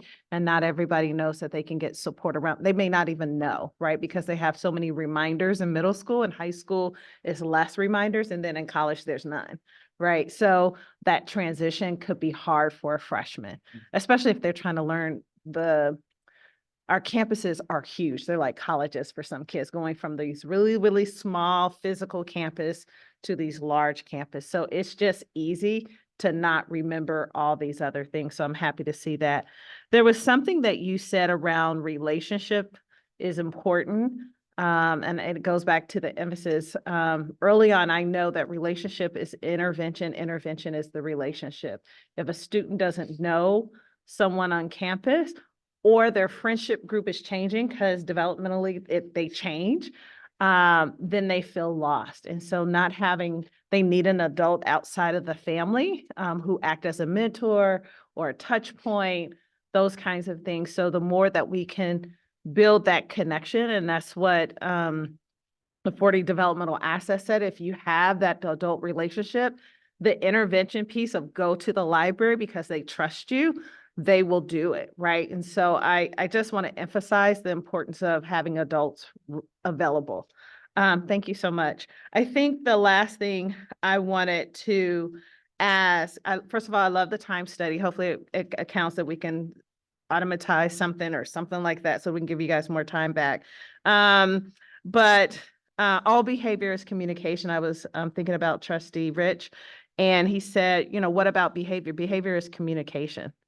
And so that means that whatever behavior they're doing, they're communicating something, which means indicate the intervention. And so most times people want to just address the behavior when in actuality, we're addressing what the behavior is communicating. And so I think having that time to do the rapid response is really important. And most times in schools, it feels like a snail that we get things done. No disrespect to education, but it really is slow. So I'm just like, I like this rapid response. If we could do some of that, especially for some of our students that we need to make an impact quick so that they don't get off track later on. And I think that that's important. The last thing, and this might be for the hatching results, how do you assess the community partners as part of the intervention? So I'm thinking like, I want to say Acknowledge Alliance, but that is not right. Is that right? Is that right?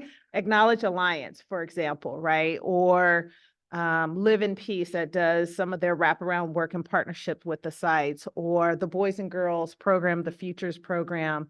I'm trying to think about the young man that received the Redwood City Site Youth of the Year, and he talked about, he wasn't that great in school and no one believed him, and went off to Juvenile Justice Center, and they went and got him, and they were part of the process. And of course, the school took over the other pieces that they could not. So I'm just trying to figure out, how do we assess that so that we make sure that our partners are on the same page? Because there's so much work that goes on outside of school that those partners link up with the family. That's a great question. It is something that we've been kind of struggling through. I want to toss it over to you in a second. So there's a couple things we talk about with counselors, meaning, let me just do my best to kind of explain this. So there is locus of control that they have. There's also sphere of influence. So there's some things that they can't control. When we're working with external community agencies who are also serving students, in general, we talk about counselors being, like counselors are the full-time people at the building who are holistically addressing students' needs. They see students the most, they know their history, they're looking at academic, social, emotional, college, and career. So it positions them really well to be a coordinator of services. And I was going to connect this back to the new standards, if you can talk about that in a second, because that's a new standard part. There's a new set of standards in California that just rolled out. And the coordination of services part is really important because there needs to be at least somebody in the building who has a handle on who are all the service providers in the building, which kids are getting which services, is there duplication happening? Do we have like 3 or 4 entities serving the same 10% of kids, or are we spreading the wealth and really trying to do this more intentionally where all the kids who have demonstrated need are getting served? I don't have a good answer for where we are with that right now, except that we are struggling through what that looks like, and trying to stay within our what is in our locus of control, what's in our sphere of influence, what do administrators do, what is Glenda doing as part of this and her COSA work at the district office. Like a lot of this takes a higher level of coordination at the district office, where it's not on school staff to be the coordinators of all the people that are coming in and out of the building, because some of this is managed by the district. That's what we're trying to tease out, because up until Glenda was hired, there wasn't a COSA for this work in the district. So she's basically come in, hit the ground running, created a COSA position, is basically doing director level work at this point anyway. She's doing all of this coordination kind of work to kind of figure out how do we do this, because we do want to make sure that we're using these external entities in a way that is there's someone at the building who has an eye on which kids are getting served. Are they getting served effectively? And how do we measure the effectiveness? Because sometimes we partner with external organizations that are doing a lot of cool things, but is it showing results for kids is another story. And some of them aren't measuring it. They measure what they do. They don't measure the impact on kids. So what counselors are trying to do right now is act as if. They are trying to do both. They are trying to do what's already on their plate. Things haven't really come off their plate since 2021. They're actually adding all this stuff on top of everything else they're already doing. And so this coordination of service thing right now feels not insurmountable, but it's squishy, and we're trying to figure out what to do with that next. And that's part of the strategy work for next year and ongoing with Dr. Chacon and Glenda. Can you talk a little bit about the standards and the coordination of care? Yeah, absolutely. So in October of 2023, I had to remember what year we were in at this point. The California Standards for the School Counseling Profession, the update was released. And in that, Standard 2 is all about mental and behavioral health. One of my other hats is that I am a board member for the California Association of School Counselors. And with our state, we don't have in the Department of Ed, we have an Office of Student Health, but it's staffed with a nurse and it's staffed with some support, but it doesn't have the social worker. It doesn't have the school counselor. So some of our professional organizations act as the arm and the partners and consultants for the Department of Ed. And so what you're asking is something that we're working with. In 1997, the National School Counseling Standards came out. ASCA then updated it with a model in 2003. But as we know, and this goes back to Trustee Rich, so we've got a national model. Then what does California do with it? What are California's priorities? Which model is California going with?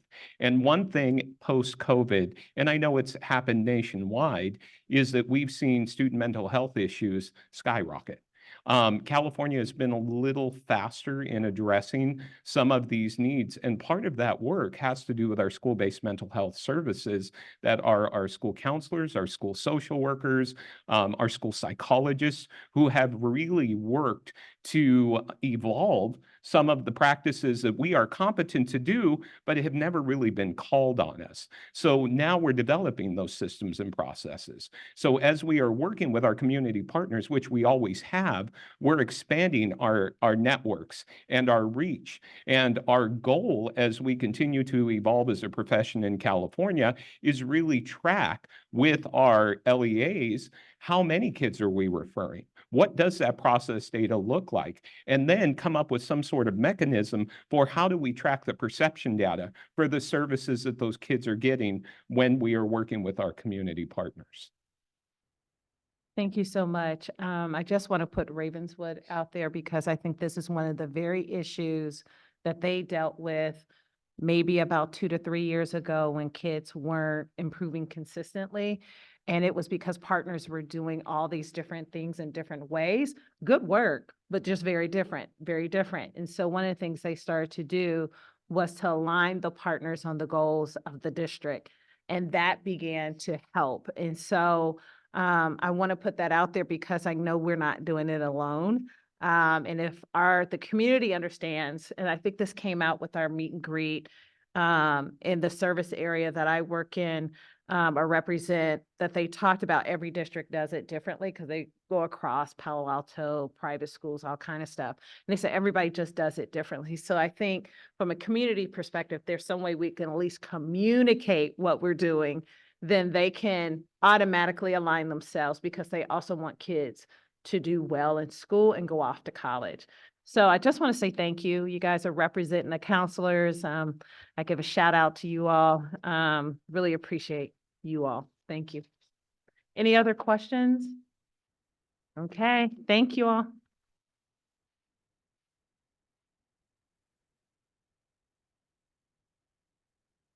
Do you want to have a break? 5 minutes? 5-minute break. Thank you. You're welcome. You're welcome. Push through. Yes. Push through till the end. So we are we are ready to get started. We're gonna do, let me see where I am. I think we're at discussion item. 15.1. And the first discussion item is the first reading of the administrative regulation 5121, grades and evaluation of student achievement. And we're gonna open it up to public comments. I have none in person. Are there any public comments on Zoom? Please raise your hand. I see none. Okay, great. So we're gonna get started with this discussion item, and I'm gonna turn it over to Ms. Hanson. Good evening, members of the board, Superintendent Leach, and members of cabinet and the audience. I am here tonight to talk to you about something much less earth-shaking and groundbreaking than the presentation we just heard, which was really, really awesome work. It was really exciting. I am here to talk to you about necessary work, though. So this may be a little confusing, and if you feel like it is, it's me, not you. So please feel free to ask me to slow down or clarify anywhere in the process that I need to, because I am bringing to you 4 changes in one night to AR 5121. And the reason we are bringing them to you all at once is because they don't need to be in effect. The goal isn't to have them in effect until the beginning of the next school year. So as they started acquiring this spring, I knew there were others, and I thought we would just bring them to you all on one night. So I've spared you 3 other 5121 presentations because I know you have a few other things to do, but now you are stuck with me for one big presentation this evening. So Josue, I'm not seeing the presentation.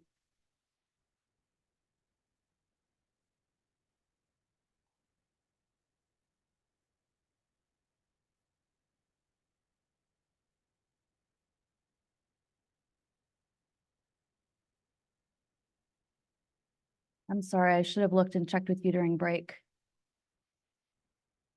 That's a really awesome, I love that. That's nice. Not to date myself, but it looks like an OP ad. You know what that is, right? OP? Come on.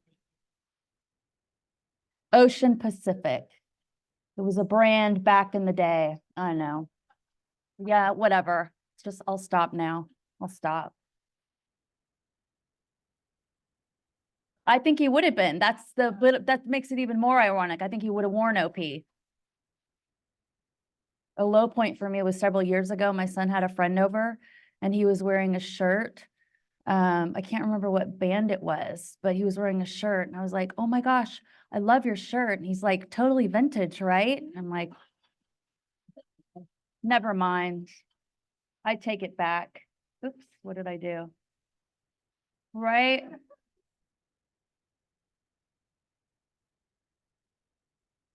Hope I'm not making you all dizzy. Are you doing things this way or is it me? You're controlling it. I'll stop.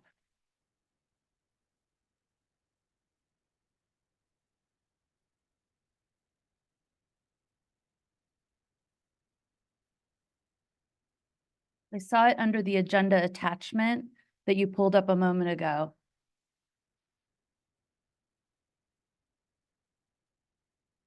There it is. Or is that the policy? There's the policy. How about the other one?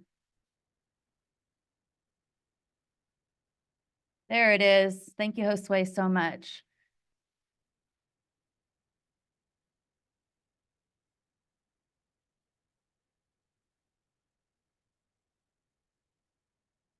Just we'll scroll down.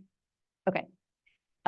So before you this evening is 5121. We're going to be looking at 4 different facets of 5121 this evening. So,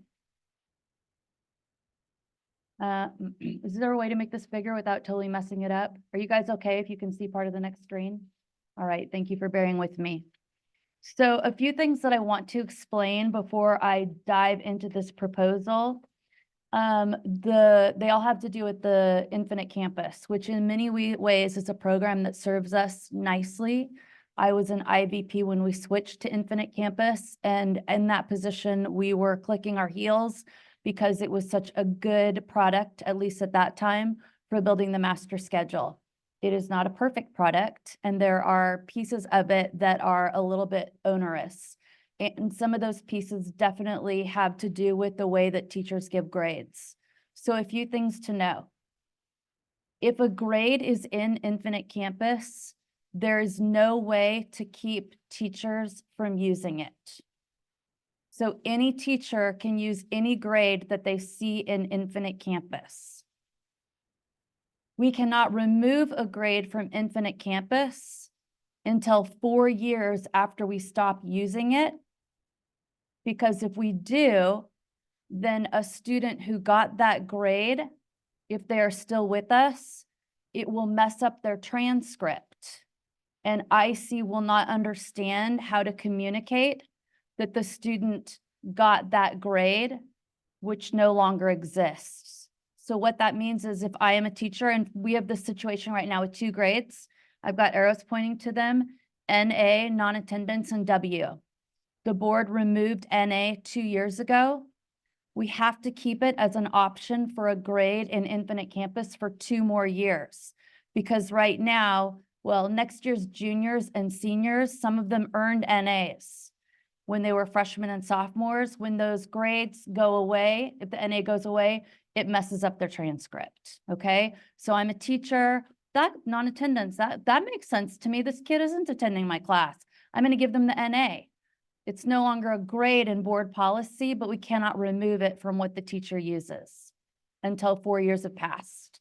Another hangup with Infinite Campus is Infinite Campus does not have very much space to leave an explanation. So there's no way for us to add, warning, this grade no longer exists, please ignore. It cannot take that kind of text. And many people have asked for it because we have so many grades, they get confused sometimes about what some of the grades mean. So all of that said, let me move you on in case your eyes couldn't read what is displayed on the screen at the top, the slide at the top. That's how the system looks in Infinite Campus. And I went ahead and I made a table of it so that you could actually read it. And as needed, I will refer back to this table. A couple of things to point out. You will see here that I've crossed out the W at the bottom of the middle table and the NA at the bottom of the third table. And that's because those grades, for all intents and purposes, we don't consider them anymore. Even though they are available, I will not be hurt if you need to step out. Don't worry. I can come give you the Heimlich too. You all right? That happened. Yeah, I hate it when that happens. I crossed them out because you guys don't need to think about those grades anymore, except that teachers can still give them. The other thing I want to point out is that there's a series of grades that have an M at the end of them, AM, BM, CM, DM. And those grades mean they're modified. So a student, and we get about 10 of these a year, a student who's taking a class who has an IEP, who needs to have reduced standards. They have to meet a standard, but at a modified level. Then a sped teacher can fill out a modified grade form, and the teacher can calibrate a little bit differently what the student is going to do to meet the class's expectations. Again, we have got almost 9,000 students in this district. Most of them earn 6 grades a semester. That's 5,400 grades. Times 2, that's 10,800 grades. We probably give out 10 modified grades or fewer a year, but it is a category that exists in our system. The last thing that I want to point out, because it's going to come up tonight, you can see under credit coefficient, what that means is that it meets a graduation requirement. And then under GPA value, this is not the grade bump. So I didn't say anything about APIB in some of our honors classes tonight because it's not part of the board policy that's up. And I didn't want to confuse you any more than I already am. But this is the grade scale, of course. An A is a 4, a B is a 3, etc. And what I would like for you to note is if you look at the F gets a 0 that gets factored into a student's grade point average. Currently right now, you will see that under WF, if a student withdraws from a class and they are failing, they get a 0 that is currently figured into their GPA. We'll come back to that. Any questions for me so far? Okay, so the first one we're going to look at is H for health. H for health is not currently in our board policy, but it is an option in Infinite Campus. So teachers are giving the H grade, as they should be, to students who have a doctor's note that excuses them from PE. It's a medical. So it shows in the system that the student met, in quote marks, that requirement. They don't have to take PE, but they still need to make up the units they would have gotten for PE in electives in some other class. So the first recommendation that I want to make is that we add the H that we are already using into board policy for students with health. How, you're wondering, did this happen? And here's how I think it happened. Here's a grade legend. I love this. I had to go back to find this when we were doing the NA. It's from 1998. It's before things were in software. And this is the policy that was adopted, the legend, in February 18th, 1998. You'll see at the bottom of the list, there's a P.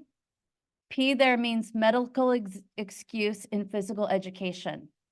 But during COVID, when we went pass, no pass, we started using the P to signify pass.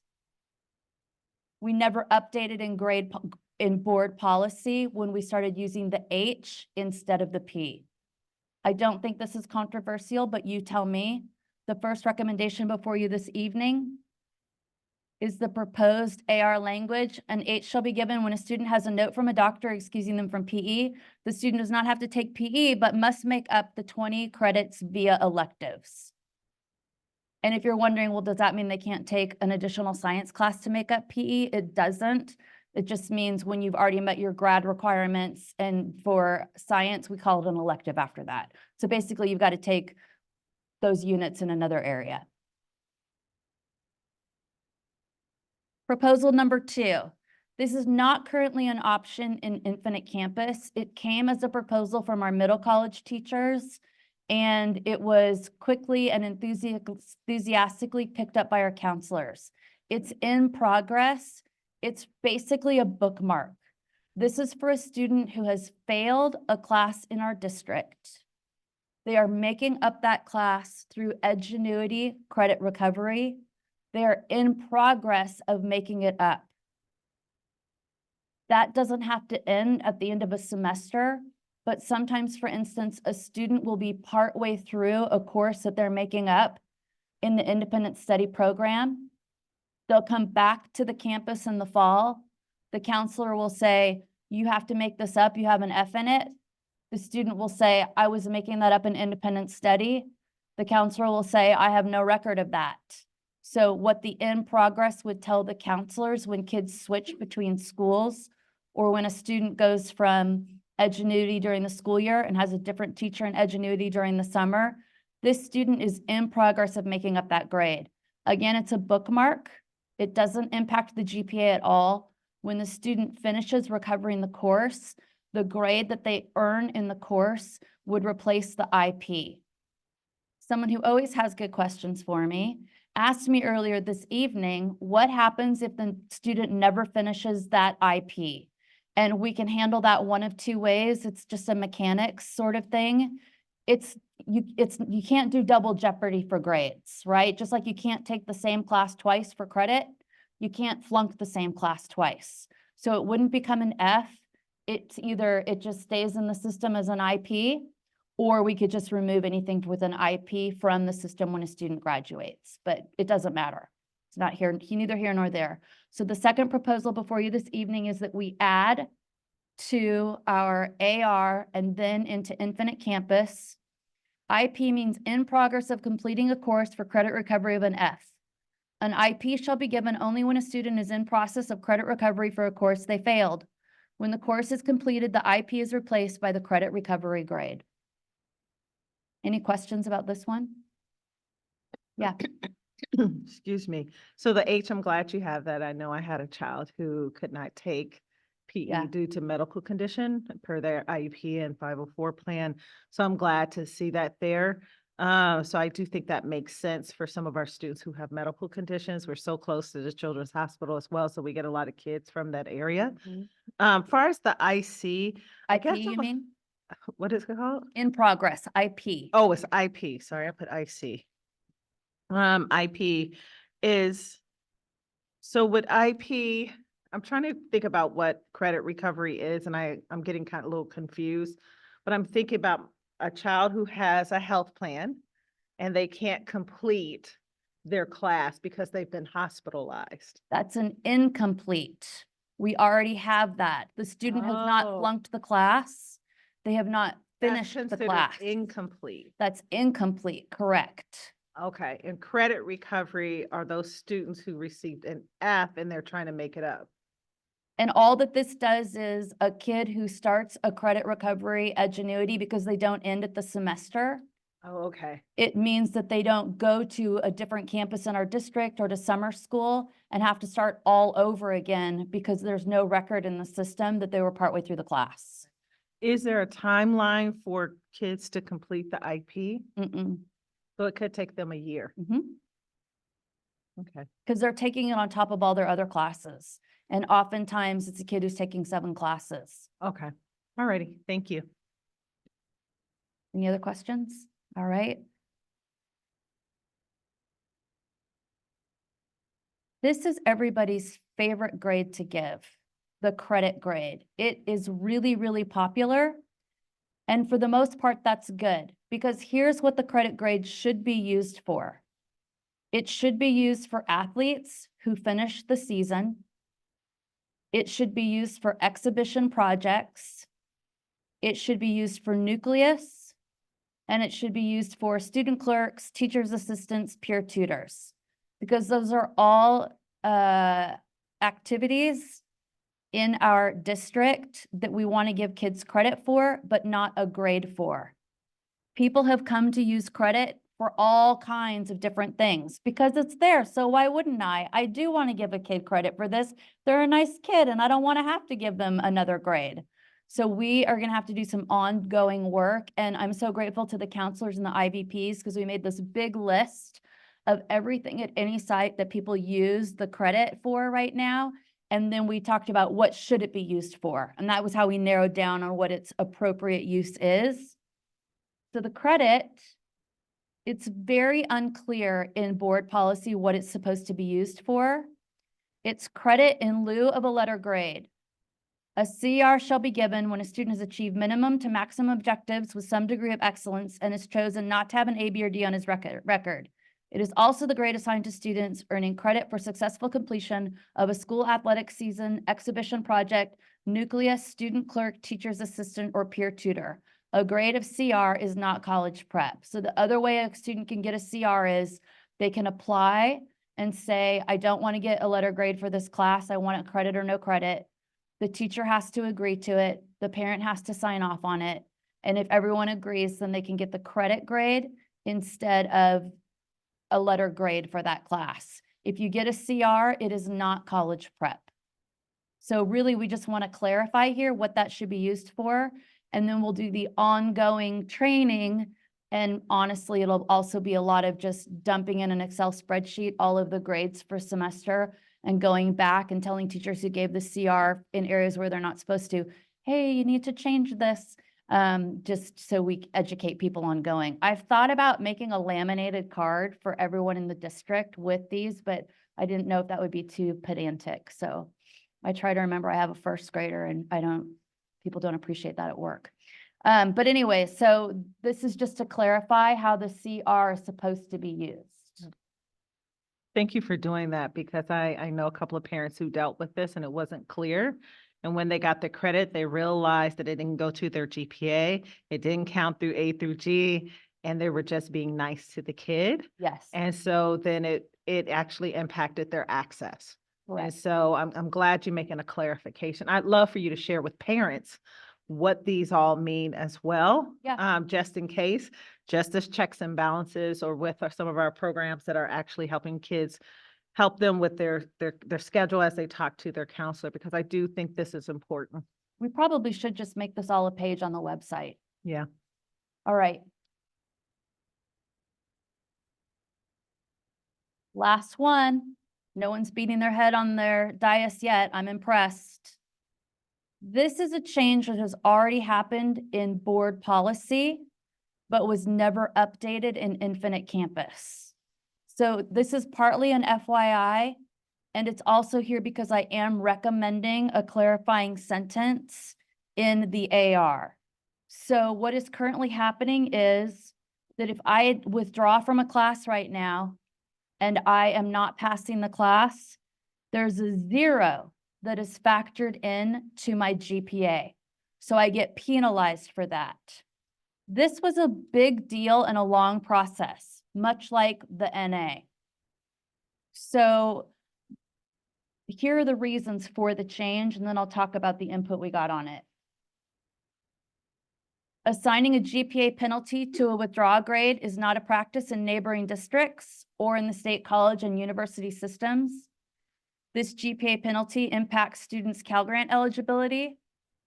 No GPA penalty in current AR 5121 for earning a WF exists. It was once in the AR, but was removed. However, the update was not made in IC.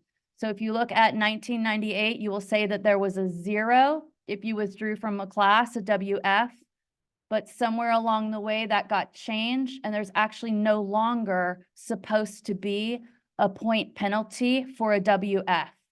So this all started earlier this year when we went to take this to subject area councils to get their input. And the original recommendation was we should just have a W. We shouldn't have a W fail, a W pass.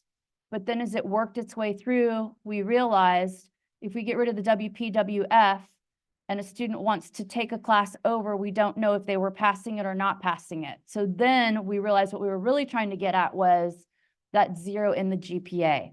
So we took it to our subject area councils.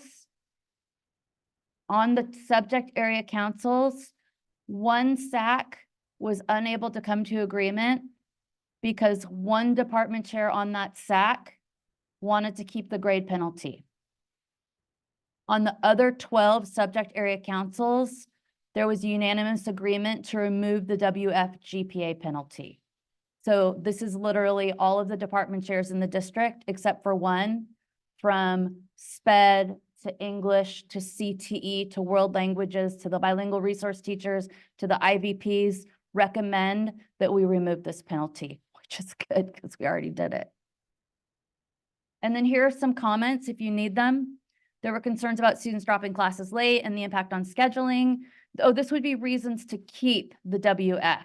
Some felt there should remain a strong deterrent to withdraw from classes late into the semester, potentially encourages kids to not drop a class. if they're in over their heads to drop earlier. And then these were all the comments on the cons of keeping the WF. The Cal Grant, grade kids on what they did, not what they didn't do, more equitable, colleges and other districts aren't doing it, less of a barrier for students who might try something a little bit challenging.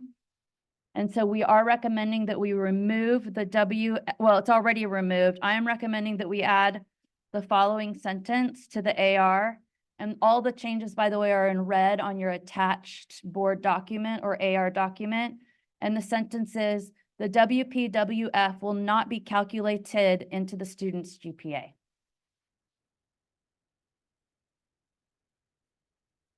That is all. Thank you so much. Are there any questions, final questions? Okay, so this is a discussion item, so I guess you will bring it back. I propose on consent unless anyone objects. Does anyone object? Object. Bring it to consent. We heard you. Everyone. Thank you.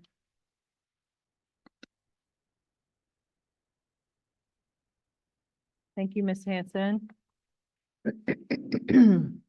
So now we're gonna go to 15.2. And this is discussion of our regular board meeting for the new school year. And so we're gonna bring it up for discussion. So Crystal? Yes, so attached in board docs is a draft schedule for the 24-25 school year for board meetings starting in August all the way through the end of the fiscal, ending in June. So these dates have been verified against holidays and then also verified with regulatory documents that are due periodically through the year. But I do believe we have some potential scheduling conflicts with board members, so we can talk through that. Yeah. So for me, at least the September date doesn't really work. So like any other week in September, I'm happy to.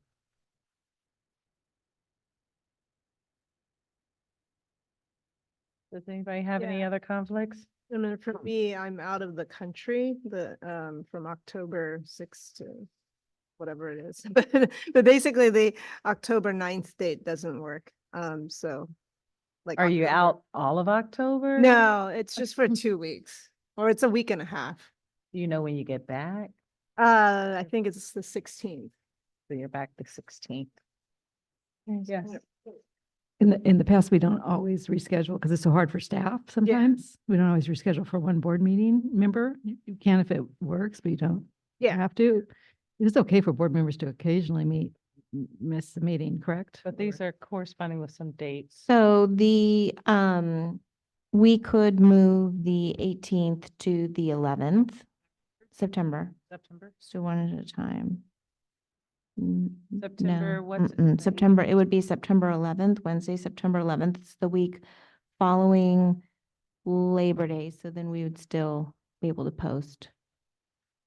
Labor Day is the 2nd. So you would post Friday the 6th. Is anybody opposed to moving to September 11th? It's only one meeting that month. I was going to ask about that. Can I ask a question? It seems like there's fewer meetings than we've had in the past. That was intentional. Especially throughout the fall, there tends to be lighter agendas, and we were finding that. It worked. Mhm. Okay, because just sometimes when we have fewer meetings, the agendas can get so overpacked. Sometimes they can. During the fall, that's usually in the spring when we bump up to holiday weeks, but in the fall, usually okay. And that's just for August and September. One other comment, if we know what day elected people will be certified, I think we want to have the meeting the first Wednesday. So we'll talk about December, we spent a lot of time on the December schedule. But I think there's a rule about having. There is. Can we go one at a time? Can we start with September? So is September 11th okay? Yes. Okay. And then Amy, you said you'd be back when? The 16th. So I'm gone 6 to 16. So we do have 2 meetings that month.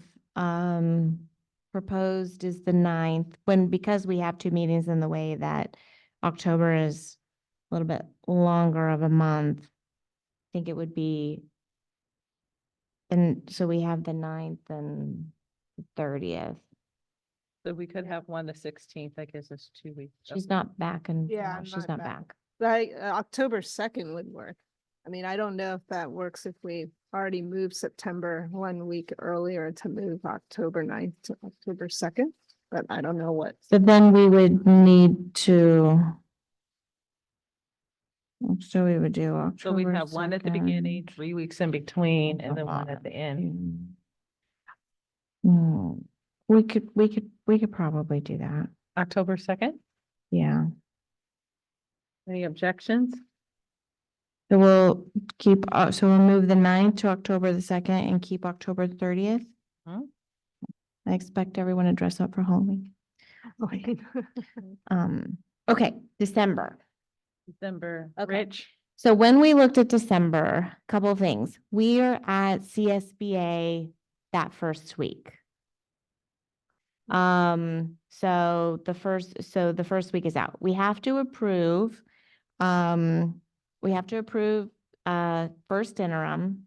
We can get an extension because it will be done prior to the 15th, but the deadline for that is the 15th. County Council said, Laura, what did County Council say? That the new elects are officially in office the 2nd Friday of December, which is December Yeah. 13th, December 13th. Yes, yes. So we moved it to December. Yeah, which I was trying to actually do the 11th, but it didn't because it was the 18th. Or because it was the 13th, sorry. Is that okay? Okay. I thought so too. All right. Any study? So in November, there's only one board meeting. Is that correct? And that's on the, So, I'm sorry, for what month? for November, there's only one board So meeting. for, November, there's only one board meeting, and December, there's only one board meeting. Okay. Did you say we're moving that one a week earlier? Which one? Which one? December? No, December remains on December 18th.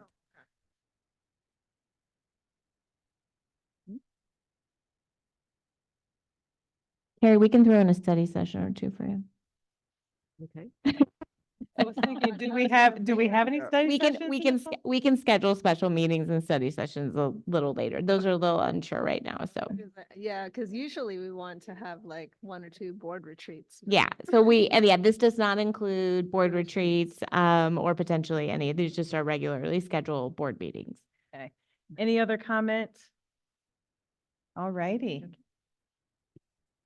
So this schedule, I don't think we have to put it to a vote, correct? This is just discussion. We'll bring it back for adoption on consent. Okay, thank you. All right. The next discussion is on the board self-evaluation. And so I'll be doing that, Crystal. So if we can put up the PowerPoint.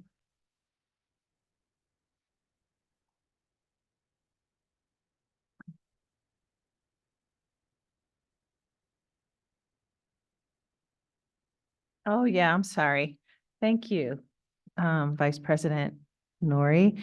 Do we have any public comments on the self-evaluation? We did not. No one wants to say anything. Okay, great. Oh, Can you wait, put? I'm sorry, for the selfie one. Yeah, no, I haven't, but let's check with the Zoom. Oh, okay.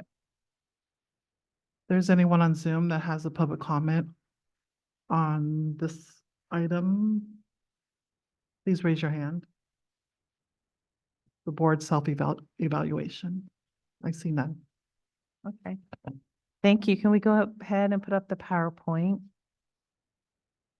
Okay. So as we pull that up, annually, we do our board self-evaluation in coordination with our superintendent evaluation because we are just as much part of the team as a board as we are also supporting our superintendent. So this is the time of the year where we begin to do that. And wanted to share the process and kind of where we want to go with this. So I'm waiting for that to happen so that we can have a final discussion to when that gets started. Did I go ahead? Let me find my PowerPoint. Okay. Yeah. So I wanted to share with our board self-evaluation. We did this a couple of years ago. I remember Trustee Dubois was helpful in helping us figure this out as well, and the team prior to this one. But the quote is, often the best judge of what works in governance and what needs improvement are the governance team themselves.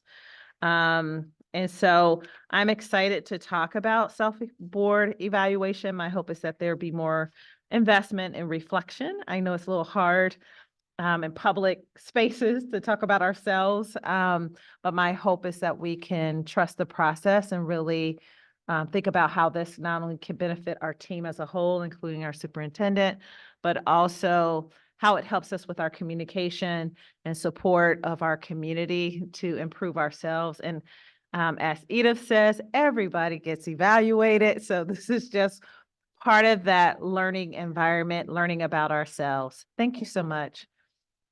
And so we're on the second page. So why do we conduct a self-board evaluation? To demonstrate accountability, ensure that the district governance effectively supports student achievement and the attainment of the district vision and goal. This is part of our board policy. What is the board self-evaluation process? And this came from our handbook. A written appraisal distributed to board members 2 weeks prior to decided upon date. Each board member completes the written appraisal independently. The district confidential staff will compile individual responses into the summary, and the board members will review the summary report as an information item on subsequent open meeting. Part 2, facilitated work sessions. Superintendent will work with the board president to develop a proposal related to the agenda and external facilitator. This proposal shall be discussed and revised as necessary, approved by the board as a whole in open session. A date and time established during this time. The board shall review summary report provided by the facilitator following the working session as an information item on a subsequent public meeting. So here's my recommendation based off the research I have done. Conduct CSBA district governance team board self-evaluation as is electronic and individual responses are confidential. And the CSBA provides facilitation in line with the governance board self-evaluation. They need about 6 weeks lead, which we do have. So $4,000. SUD doesn't have a written appraisal form on file. We don't still have one. Written is no longer efficient. So having something online helps us to be more efficient. Individual responses are confidential and show a measure for collective response. The board receive automatic summary with saved staff time. And CSBA would provide facilitation that will allow us to do individual and collective responses, update our governance handbook as needed, and strengthen our communication amongst each other to support student achievement, strengthen a relationship and support to our superintendent. The evaluation, for those who have not done this before, is divided in 2 parts. First is the condition of effective governance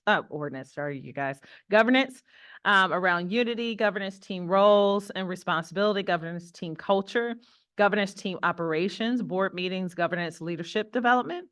And part 2 would be board responsibility, setting direction, establishing the structure, creating a supportive environment, ensuring accountability, demonstrating community leadership. For each statement, individuals will select a descriptor that would most accurately describe the extent to which a board demonstrates the quality characteristics. On the next slide, it says how to use the self-evaluation results. The board can schedule a special open session as a conversation, almost like a study session or a workshop. And the report can guide some of our communication and also set goals for our board. That's separate than the strategic. It's kind of like our professional development. Which means that some of our retreats and things of that sort, it could guide some of that work. And so it'll help structure our board conversation, confirm our strengths, which are in green, confirm our areas of growth, and identify areas where perceptions are mixed. And then focus and set goals, and then schedule development workshops based off that. And so I want to open this up to board discussion. Determine and agree a timeline for board self-evaluation. Determine the evaluation tool, I suggest CSBA. And then consider us to expand the completion also to cabinet.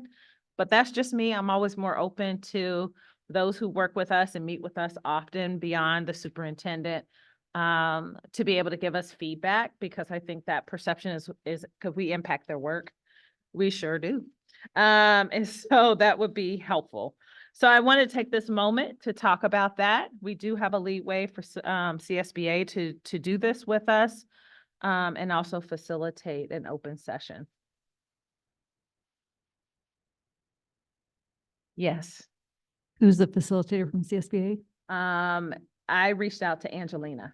That's who I reached out to. Is she the person we used before? Pride, yeah. Huh? She did it last time.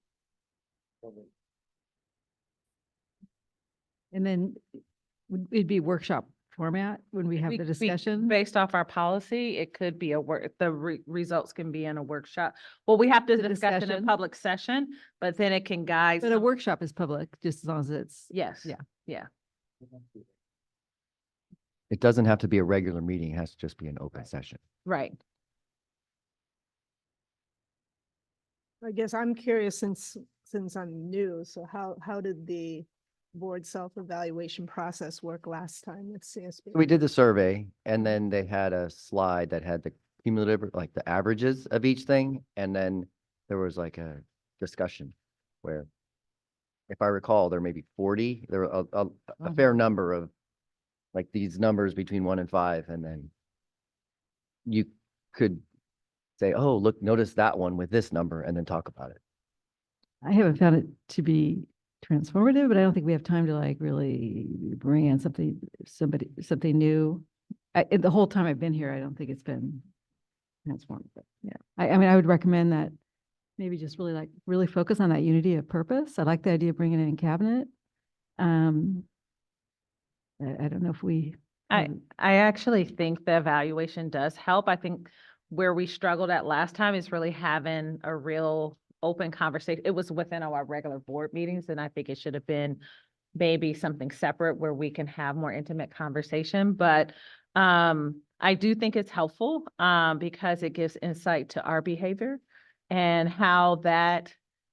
what is that communicating to others and how they see us and how they want to work with us, but also our reflection as individuals as well as collective. And I know that it's hard doing self-evaluate. I mean, we're asking our superintendent to do it. I mean, it's hard work. But I think as leadership, and I've said this before, if we're going to ask others to be reflective, we have to be reflective. Even if it's not transformative, it's only not transformative because we don't want it to be transformative. So you do have to invest and trust the process. And it creates an opportunity to have conversation. So my suggestion would be this time is to do after we do it. We've never done this before, and I think it's really important. We should ask each board member how they really felt about it. And then that could be feedback for the next time, right? What could make it better? That's it. Okay. So I was actually there. I think all the candidates were there except you actually at the past board self-evaluation. I thought it was fine, like the format and stuff. I don't know about the consultant. Like I'm fine if we wanted to go with the new one too. But other than that, I thought the process was fine how we did it last year. So we can look at getting a different consultant through CSBA, but I think the tool itself and having someone else do it outside of Laura and myself to be able to do that would be helpful. So we do want a facilitator. We can figure out if it needs to be a special open session. And I can figure Yes, I could figure that out with Crystal. So I'm gonna go ahead. So just to clarify, I don't believe it has to be a special open session. It just Oh, it- has to be open session. It just has to be open session. So you could choose to put it at a regular meeting, Oh, okay. or you could gotcha. choose to have a separate meeting for it. Gotcha. Thank you for the And clarification. in my previous experience, we usually had board self-evaluations at a board retreat.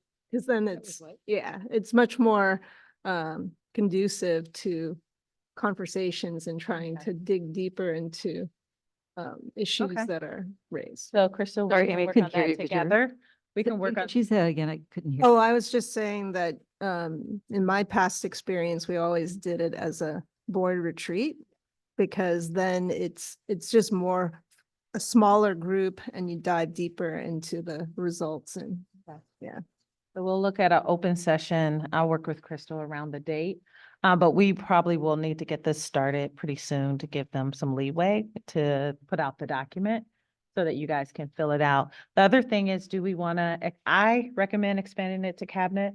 I feel like this last year, I'm like, we impact their work, so it'd be nice to hear from them beyond our superintendent, because I know she's graciously get them involved. Yes. The questions are about board members by board members. So if we had the cabinet's responses merged in with ours, that might make it confusing. If you were gonna do cabinet, you probably want a separate. So you have the board average and then the cabinet average, and then the questions probably wouldn't be exactly the same questions. So just having someone who's not on the board fill out questions as if they were a board member may or may, I don't remember all the questions, but it might not Might not. it may not work, and it might give funny results if we all think we're really bad at something, they all think we're good, or vice versa. It would be, it would just be what it is. I mean, we do our best with whatever we have, but I'm just pointing out that they may not be questions that are exactly right for people. Like, you know, how's your experience on the board if you're not on the board? Like, it would be. So just point of clarification, is it the board's wish to have cabinet involved? I don't think we've gotten there yet. Okay, He's saying the tool doesn't work. I understand. So if it's the desire of the board to get cabinet involved, then I'll make sure that we have a tool that's able to work.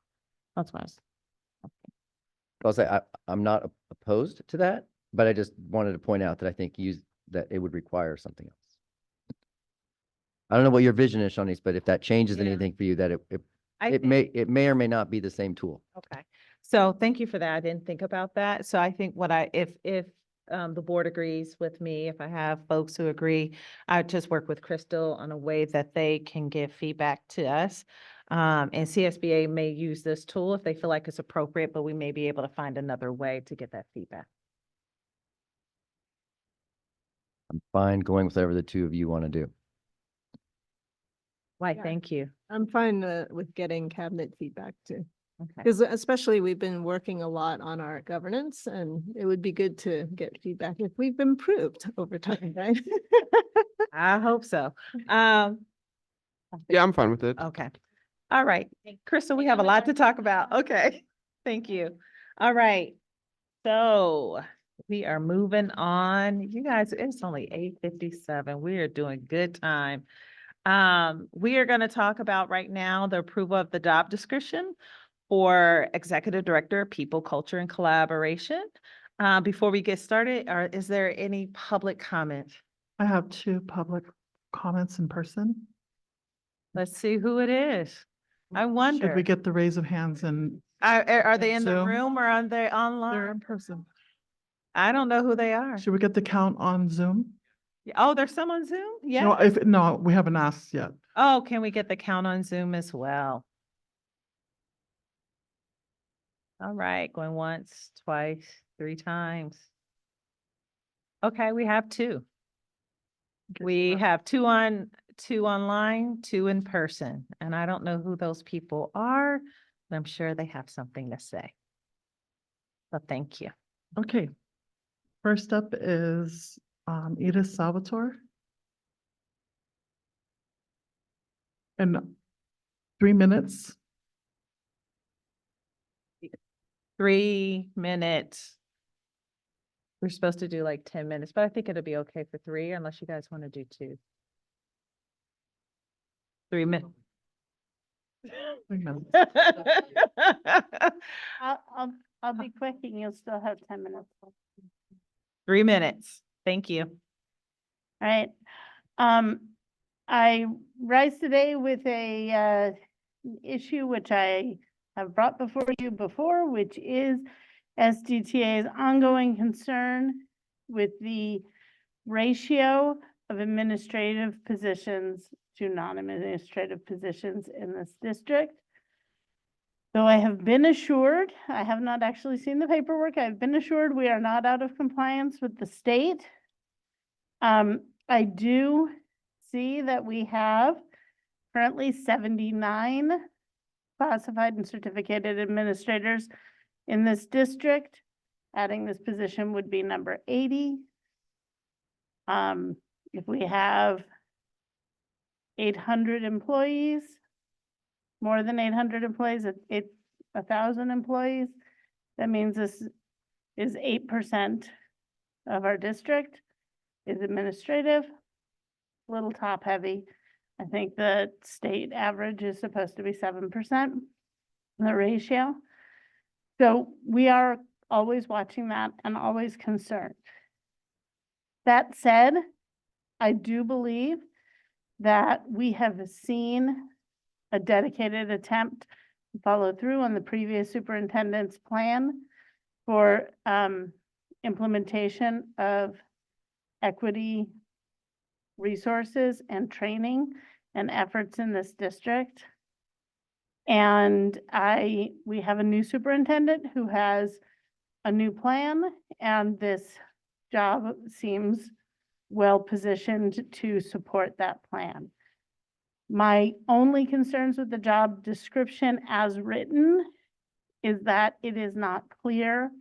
It says that this position will include coaching and interfacing with staff and students, and it's not clear how that will happen.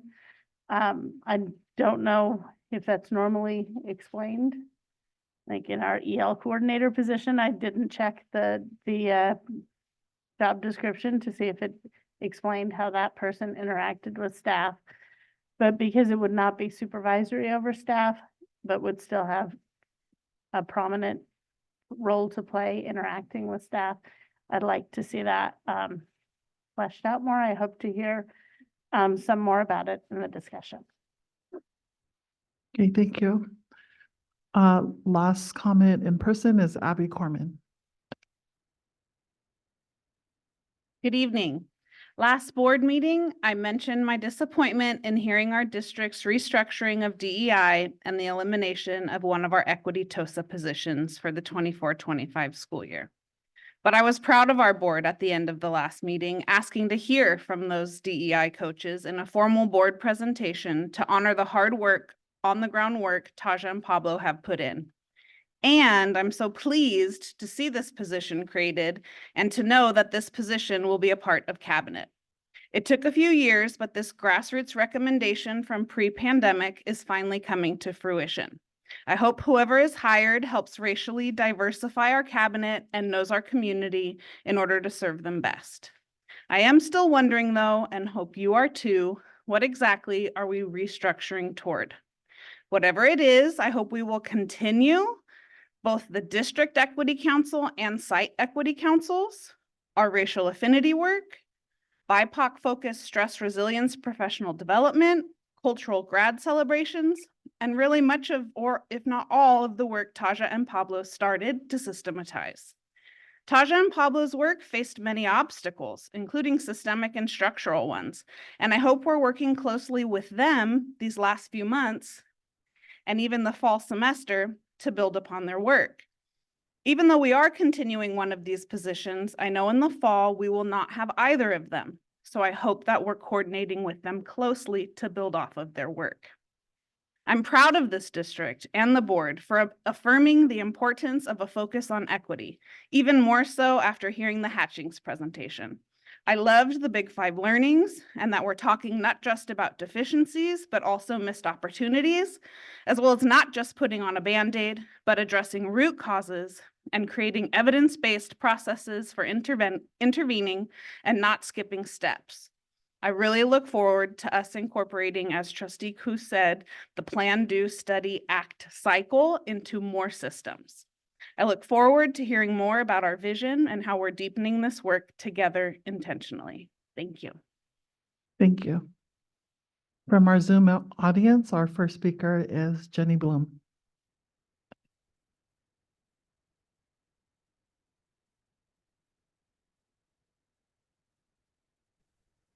Hi, my name is Jenny Varghese Bloom. I am a board member of the Ravenswood City School District. I am just commenting today to say thank you for having this position put into the cabinet. This is something that I know a bunch of community members from East Palo Alto and East Menlo Park came together and asked for a look into the equity work and the ways that you guys are thinking about all students on your campuses to make sure that they feel like they are part of the campus back in 2020, and continued asks that we have made in the last couple years as well. And I think that from all of the meetings that I've attended and heard, there are many groups of students and parents and families and staff and administrators who want to do that work. And so I think having someone that is proactively thinking about this role and is sitting on the superintendent's cabinet and executive committee, I think that is a really important part of the work that we need to get done. And I look forward to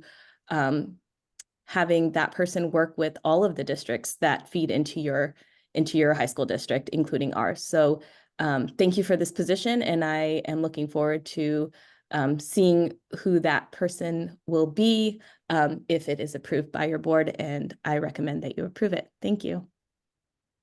Thank you. Our last speaker on Zoom is parents.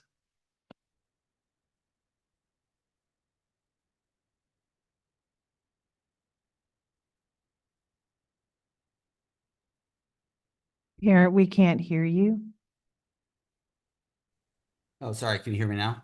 Yes, I can hear you now. Yeah, right. Thank you. Yes, my comment is focused on something that's come up several times over the last couple of years. Unless I've missed something, the board has not defined what the term equity means. So until you do, we do, I don't see how you can be hiring such a high level position that is focused on an undefined term. One of the district feeder schools I saw yesterday has a definition. It's a very simple one. And just thinking about it, I thought I'd share it with you because I'm hard pressed to think that it wouldn't get pretty near universal agreement from the community. They defined equity as, quote, each person receives what they need to develop and thrive. Again, each person receives what they need to develop and thrive. The prior superintendent had her own definition, and it was pretty similar to this. And I think she was going to start the process of formalizing it. I just don't think that ever happened. So if you're going to approve a job description for such a high level position in the superintendent's cabinet, I believe I read, that uses the term equity literally 13 times in the job description, at least let's define it. And the other thing I see in the job description is that in some places equity looks like it's being conflated with the term social justice, which can mean a lot of different things to a lot of people. So it says equity / social justice in some places. So again, my input is simply like, can we please, after all these years, put a definition on equity? And maybe now is the time, since you're hiring such a high level position, that is focused on this topic. Thanks. Thank you. Thank you. So now we would turn it over to our superintendent, Crystal Leach. Thank you. And thank you for the comments and the interest in this position. As the background states, the creation of this position of the Executive Director of People, Culture, and Collaboration is essential to our district's commitment to diversity, equity, inclusion, access, and leadership and accountability. This position will provide the strategic leadership and expertise necessary to develop and implement a comprehensive plan to foster a diverse, equitable, and inclusive culture that aligns with the district's mission, values, and goals. So I do have to acknowledge that this district has discussed for several years a definition of equity.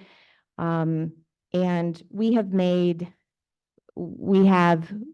been tried and true on our efforts with consultants and internal staffing to further this discussion and create a larger sense of equity, inclusion, and belonging within our district. There are many forms and types of equity, racial, educational, gender, etc. So it's important that we are defining it to something that actually fits our district. And all words can be weaponized and used to create a narrative. I am trying to calm those down and to look at the true meaning of what these words are, not what we see in the news, not what we see nationally, but what they actually mean to our district and how they can benefit our students, all of our students. So I think that this is the next step. When I was serving as interim and I was meeting with the EDC, we did talk about a director of an EDI position. Title than what you may have seen before because it's so much broader than when we started this 4 years ago. So I'm really hopeful for this position. I've been working because kind of like I have ideas in my head, right? So it's like getting them out and to be able to share a larger plan and vision of how I see this work actually being done in the district. The first step in this journey in my superintendency is to seek approval from the board tonight. Any comments? Yeah, I can go first. So I think my thoughts are, I think a lot of the times the reason our equity work hasn't been successful in our district, at least when I talk to teachers, is really some of the work can be kind of divisive and that a lot of people feel like it's kind of pushing me out of there's only one right way and we're not really interested in having conversation about what equity means or how there are different perspectives on what we can do and that there's kind of one orthodox way. So I do kind of agree with some of the public comment that it is weird to me that we still haven't defined equity, but what I'd say is more importantly than any, what's in the job description is who we actually hire for the role. And I do trust our superintendent to hire someone who really will approach equity in that collaborative way and that tries to bring everyone together instead of dividing people apart. Because I do think we aren't immune to some of the division that does happen. And I think that's a big part about why a lot of our equity work doesn't end up very successfully. So I think more important than any job description per se is who's actually in the role. And I trust that we'll take some time to make sure it's someone who really can focus on bringing people together no matter their differences to our common goal. Any other comments? Comment. I do agree that it's important to define what equity is because as I look at comments made by community members or just different stakeholders, they all have a different definition of what equity is. And some people are confusing it with equality. And I know in my previous district, we went through a journey of defining equity and then having an equity policy as a result of that, but it took a whole year.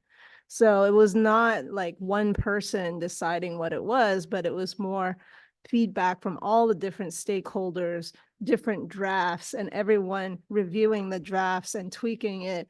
So then at the end of that process, yeah, it took a long time, but then everyone was bought in that this was the right definition for the district. And I know that Sequoia, I think, participated in the equity network a few years back, because I remember we all gathered together as the county, right? And so I think that was the beginning of that journey and why so many districts started doing the definition of equity work. So I think we can continue that effort and really hone in on a definition. But I'm in support of this position because I think this person could actually lead some of that work in terms of defining what equity is and bringing people together. I think I have a different perspective than Trustee Nori. I wouldn't say that our equity work has not worked. So this is a huge district with many moving parts, and there's so many people who have done amazing work for so long. So I think about the reimagining of Redwood. I think about the work with restorative practices, the work with trauma-informed learning, the work with our mental health providers, the work the principals do with their staff, the work the teachers do. So equity work is a work in progress. And even like the boundary changes. I mean, there was a time when kids from East Palo Alto were scattered, and it was heartbreaking. At one point, really high-risk kids were bused to Carmont, and some of those kids did not do well. Some kids did beautifully at Carmont, but many kids did not. And the belonging work that takes place. I think the sites are operating with the definition of equity, right? And that is really striving, and public education has a hard job. We are striving as a district to give every kid what they need. We are, right? And that comes in every LCAP report. There's just been so much work. So I think that this board is also operating with the definition that we're striving to give every kid what they need. I think I'm getting tired, and there's another piece of that, right? Belonging. Equity is belonging. When I interviewed the woman who's winning the Emily Garfield Award, equity work is compassion. And this district is so compassionate. And I see it when I visit our schools and when I talk to our staff. So it's not true. I don't think we should say that our equity work has not worked, because so much has been done. We still have work to do, right? But aren't we operating with, we're operating with definitions. It's not true that we're operating without a definition of equity. That is the work we do as a public institution every day, right?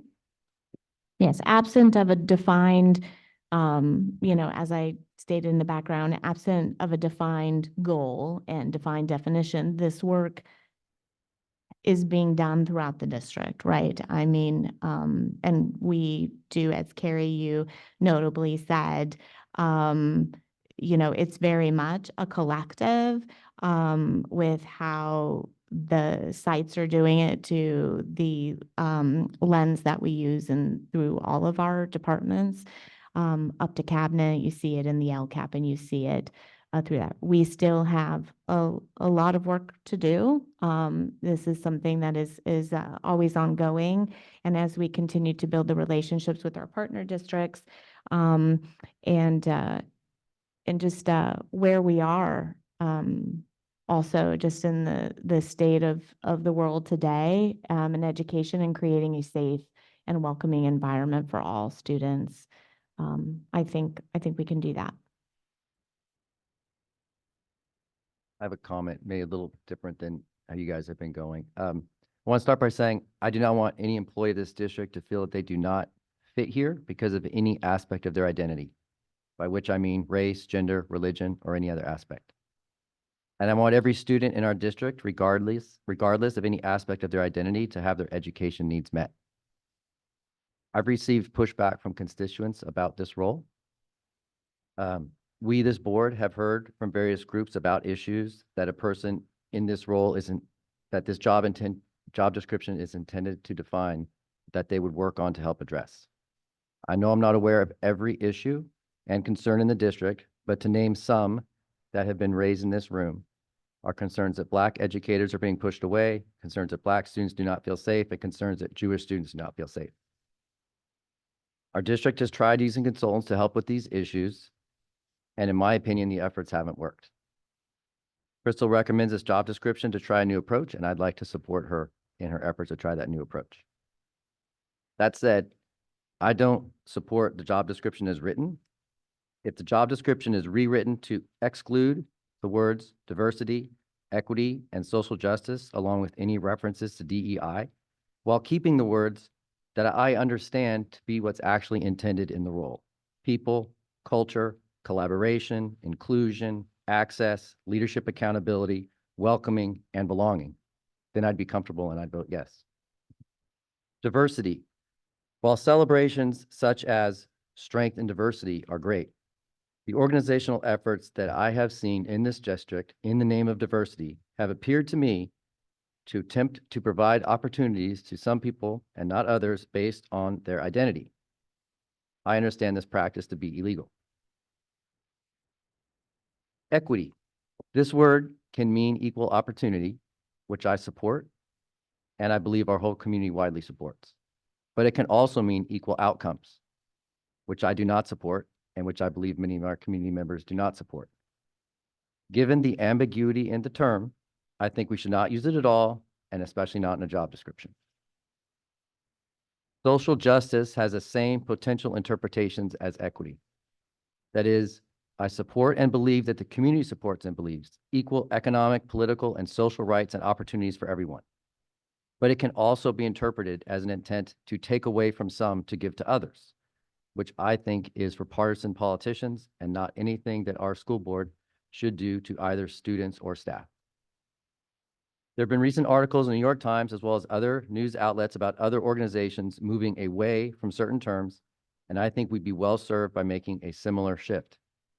If we can use words that reduce ambiguity, I think we should. I ask that this job description be rewritten to keep people, culture, collaboration, inclusion, access, leadership accountability, welcoming, and belonging, and either exclude the terms DEI, diversity, equity, and social justice, or at a minimum, provide clear definition of what each word means and explicitly what they don't mean. That diversity does not mean making any decisions based on race or based on any other identity factor. That equity does not mean equal outcomes, and that social justice does not mean reducing opportunities for some to increase opportunities for others. And then with those changes, be brought back for us for approval. And I do want to say I agree with what Safik said, that who's in the role is super important, and I would like to be able to support this role. Thank you. Any other comments? All righty, let me say mine. Let me take a deep breath. There was a whole lot said. I just want to be frank, Rich, your comments triggered me, right? And yet I respect them, right? I truly respect them. And you were courageous to tell your truth. So I want to tell mine. As I sit here and I look at the Ravenswood alumni, it started there for me. When was that, Crystal? It had to have been, oh my gosh, whenever Carrie and I went to meet with them, because I had to go back to my roots. I didn't grow up here. I grew up in Ohio, and I know what exclusion looks like. And I know what it looks like for folks who people have said privilege looks like, right? Being a social worker, working with Appalachian families, working with Orthodox Jewish families, all kinds of families. And being very privileged growing up in a suburban neighborhood after redlining was illegal. So we were able to move other places than certain parts of Cincinnati that really segregated people.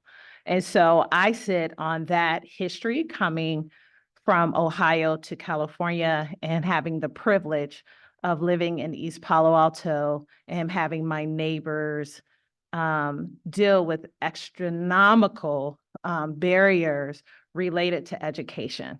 And so being very hurt and having a community that was hurt about some of the things that have been said in the last 2 years in this board meeting as it relates to who has access and who doesn't, caused a lot of pause, a lot of tears.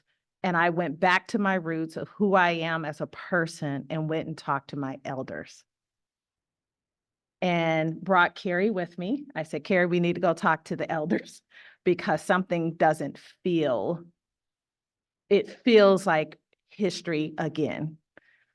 Sitting with the Ravenswood alumni, I'm a person who sit at the feet of our elders. That's how I've been taught, because you can learn from your elders in their walks. So I love hearing about different people's history, going to the Jewish Museum, talking to family and friends, talking to Crystal, talking to different people, because your context matters, right?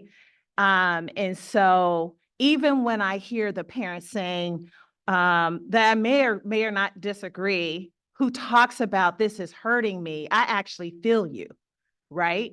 Because I have my own context. So sitting with those elders, they talked about their experience with this district, and they were born way before us.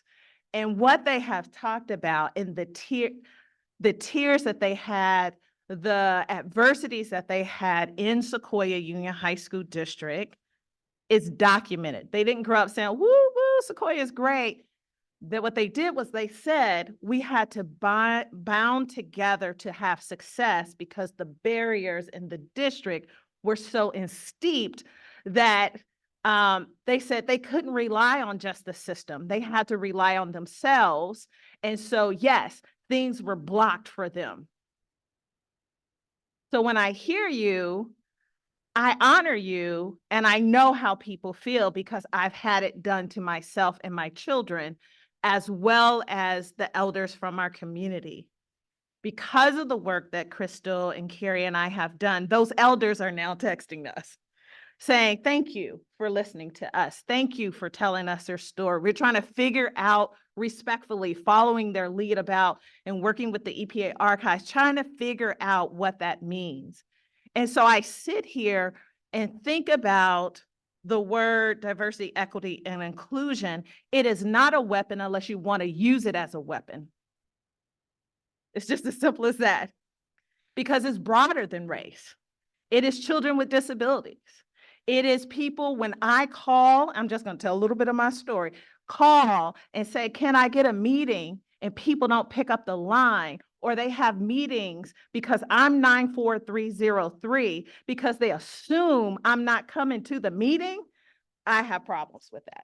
So when I look at this, and even though I'm angry about, not angry because Simone helped me, but like I think about why I got on this board was to help, because I was having issues with how we were talking about equity. And so because it wasn't a definition, but because there were so many other things in the way, we couldn't even get to the definition. We were just flying, trying to do everything. And I also hear some parents also talking for communities without talking to them, right? And so that has their own ideas and own solutions. And so when I think about this DEI work, I feel so passionate about it because we don't want to intentionally or unintentionally leave people out, which is why MTSS was so powerful. What you've been presenting is like, we're going deeper, just not wider, right? That wasn't happening to students who come in a variety of ways, right? Whether you're an AP student, everybody think you're smart and all this stuff, but you're suffering on the inside. Because we do have students like that. That's why we had several children and contemplating suicide in the southern part of our county, and having to deal with 5150s, right? And I yearn for those kids as well. And so when I think about DEI, I'm not afraid. Let's look at, we can be an example of how to address it. And I think it's important that we stand on that, and not be afraid of the words. Now, when it comes to equity, we have not created a definition. I actually said to Crystal, that might be the first thing that we needed to do. We just never got there, right? And we were making decisions on equity, on opening up and all this kind of stuff, and wasn't taking other things into consideration. But we opened up school anyway. Why? Because it was the right thing to do. But it also hurt some folks, right? Because they were dealing with things that other folks didn't deal with. And people in other parts of our county, such as Carmont, didn't come back. They were like, we'll see you in the fall, right? And so you have to kind of think about personalization. And that's what DEI and equity is all about, is some level of personalization as much as we can as a public system serving 9,000 kids. I mean, like, it's not like serving 300, right? When I think about this title, I actually challenged Crystal. I'm like, what does this mean, right? And so when I think about this being at the cabinet level, it is saying we're going to be at the forethought, right? And that this person is almost like a liaison to the sites and the people, right? And bringing it back up. In social work, we say if you're an executive director, you should have a caseload as well as the ones who are on the line so that you don't forget who you're serving. And so that's kind of what I see this position as. But I'm just going to be honest. If we use it as a weapon, then it is a weapon. But I love what Nori said, Sathik, I apologize, that we have to trust our superintendent to understand our context as a district, the good, the bad, and the ugly. Saying what we're not going to do, like we're not going to repeat this lesson, right? So we hear your heart, excluding people, but I'm not afraid, and I hope our superintendent isn't afraid to talk about things head on. It is not going to change from conversations. I heard a teacher say, to me, particularly this week, which is prime, I'm not going to be scared to talk about the hard topics in a respectful, culturally humility way, meaning that I can still learn, I can still be sharpened, which means there's a conversation, which means I can adjust when it needs to happen. And so my hope is that part of the job description is cultural humility within the organization. The last thing I will say is, good job, Crystal. We finally have a position that we have been promising individuals since the first day I got on this board. Staff were hurting. May 20th, I'm looking at Abby, 2020, there was a letter sent about people not feeling like their voices were heard. And the impact is Black teachers leaving.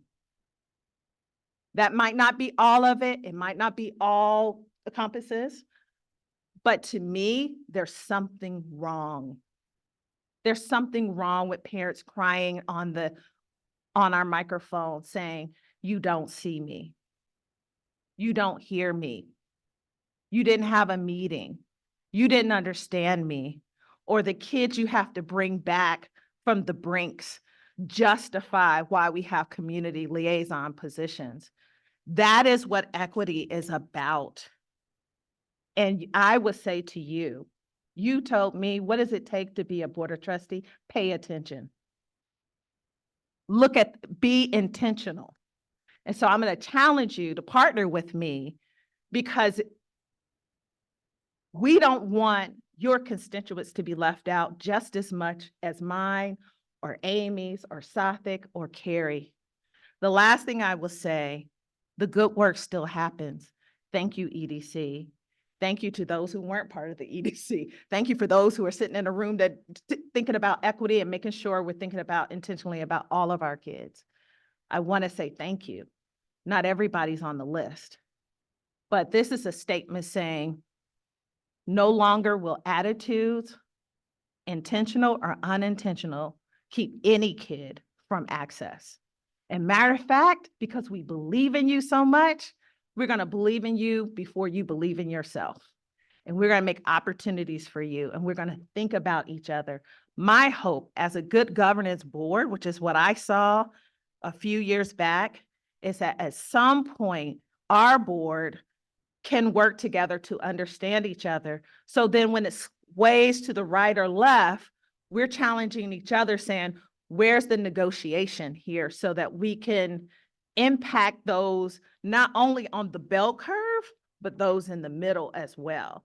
And so I hope that that's okay. If this is a problem, we can talk offline. But that triggered me because there's historical factors here that some kids have not been seen. And it is also some of our white kids who people don't even think about. And I do think there are some kids who are living in situations that show up mightily, as my grandmother would say, show up, you don't have to look like what you feel like. And they come to school every day. And they're living and they're taking AP classes and they're extraordinary. And yet they feel a loneliness on the inside. And that adult who has space for them, that's why I want to give more time to our counselors, that they have the time and individuals have the time because education can be an adverse childhood experience. And if it's a positive childhood experience, it cancels out 2 or 3 adverse childhood experiences. So I want this a place to be of belonging for everyone and have compassion. I've been blessed by having not so great people at the district, but they sharpened us to be better. And I've had other people who embrace my own children and their friends. And now they're coming back to work for us because of that experience. And I want it more consistent and intentional. I look at Sothic, I always tell him he had a beautiful experience. And I want that. I want to join him in having that for everyone. Carrie? First of all, I want to say I'm sorry you were triggered. I know what that feels like. I want to respond to your statement. First of all, Rich, I don't want you to be on a different path. I think you're on a different path. I don't want you to be on a different path because I care about you. I think you are smart and you add a lot. You are on a different path. I know you feel like you're not. I'll tell you, you're on a different path when it comes to the people, the philanthropists in our area and our nation who care about equity, social justice, and inclusion. I think every philanthropist pretty much that I know who supports public schools and kids who need help, they care about these things. You'd be on a different path than so many of our staff members. I mean, I haven't met, teachers get into public education because we represent, this is where democracy plays out. This is where we represent equity, social justice, and inclusion. They are not bad words.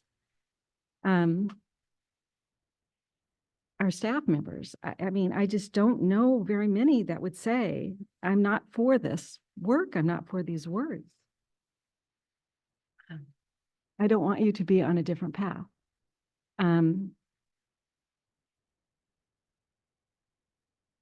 If we really want to serve all kids, we actually have to be about these words. It is about social justice. Social justice to me, it conjures up images of people who have been the best humans in history, right? Like a Mother Teresa, like a Martin Luther King, and on and on. The type of people that we all strive to be and can't be. Social justice is a good word. Equity, when I interviewed the woman who's winning the Emily Garfield Award, she's gay, and she shared a story that when Gavin Newsom opened up, gay marriage in California, she was there, waited in line 5 hours, got married, and was all over the press. I think I remember her picture. Do you guys remember all that press? A woman with pink hair. That's the woman who's winning the Emily Garfield Award. And she was a bit afraid to go back to school because people weren't as open then. And she was hugged by so many kids, right? So inclusion, that word is for so many of our kids. And for this woman who's winning the Emily Garfield Award, I don't want you to be on a different path. I know that there are some people that are cheering you on, but there are others that are like, no, this is what we do in public education. And again, this district is operating on the definition of equity. I'm going to say it again. The definition we are operating on that nobody can disagree with is we are striving to get every kid what they need. And we are a district about belonging. That's what the heterogeneous thing is all about. It's all about that. We are putting kids together freshman year because they will learn from each other. And we trust our teachers. If it wasn't perfect, the curriculum needs more. We know those teachers are working so hard to Thank you, be Carrie. better. Thank you. Okay, I want to go next. Two things. Firstly, I think my comments were misconstrued in what I said first. I think a lot of the work that you were talking about happened even before we had any sort of formalized equity role, and happened before that. And I think what I was referencing, I was there during the USC PD or whatever, and I don't think that was a success in any sense of the word. So, I think there are I'm sure there are great things that have happened. I think a lot of them also that you mentioned were outside of the purview of what this role would even do in the first place. And secondly, the thing that kind of struck me at this discussion, I think we're too fixated on words. Like I agree with what you said, President Stevenson, but the only thing I'd push back is I don't think those notions should be tied to words necessarily. I think the ideas you described far surpass any words. And I think the time, like I said before, the time we spend debating about what these words mean really take away from some of the work that we could actually doing. Because I don't think any of these ideas should be tied to these terms. And I think if we're fixating on the terms instead of what the goal we have, which is that students feel supported, that all students have opportunity, that they don't feel like where their zip code comes from or what race they are determines their future, are more important ideals than what words we pick to define them. And I think that's what Trustee Ginn's point was, which is where I kind of see some agreement, because there are words that are more politicized and words that would distract, but just the words we use don't change what we value. And I think that's the part we all agree on, which is what we value. I appreciate that. And I also think it's actions. And I think it's also not ignoring people's context and community context. That's why I was triggered. Because we talk about people being left out. There were groups of people left out. Groups for years, not a couple, years. And so I appreciate you clarifying that. I do challenge you in this sense, and then we're going to move to a vote. There's this activity that I do with people, what's in a name? We know words make a difference. Sticks and stones may break my bones, but words will never hurt me. Yeah, right. So words matter. And so the great thing about the English language is that we can define things. So I do go back to the definition that I do think there are lots of different definitions in work, but we're trying to unify us, right? And to a purpose and a vision that could be part of the role to make sure we have a clear vision and purpose and direction where we all can go together. But it takes a lot of courage to me to do something and be an example of what it could look like. When I think about our SARB, it wasn't there before. It took a lot of courage and unraveling and building up. It wasn't easy. You didn't have an award 5 years ago. So it takes some work, right? And that's what this is, right? We know that it's the right thing to do, but if we trust our superintendent, who now has the context and the heart, and she's thinking about all the kids, and she's holding her own context of who kids are, right? And what she needed when she was a teenager, or her son, or whomever. We all hold those things, and we have to trust it. And we have to have conversation to get to an agreement around what that looks like. And I think we have to be courageous to have the conversation, even if it feels uncomfortable. So thank you for making us feel uncomfortable. It must be the Could I right road. respond to all of this? I wanted to make. I'd like to make a response. A lot of people have said things about what I said. So first, I just want to remind that I'm comfortable with all of the words: people, culture, collaboration, inclusion, access, leadership, accountability, welcoming, and belonging, which I believe captured everything that everybody talked about. And I support the role. So every example that I heard anybody say is covered by the words that I say I support, at least that's I understand those words to be. So I guess my question would be, could we agree that equity does not mean equal outcome? No. No. Okay. I'd like to hear from Amy. I haven't heard from you. I mean, I think equity is really about having high standards for all students, but I think we have to go through the exercise, right? If we have high standards and we're trying to put in the resources and the support so that students, regardless of their background, can meet these high standards, then eventually there should be pretty equal outcomes. Like that's almost like the goal. I mean, it may not really reach there for a very, very long time, but if we're doing everything right and we're actually putting in place everything that a student needs they should be able to reach the same high standards. So I guess that's my perspective on just equity, but I think we have to come together as a community to really define that, because that's just my perspective.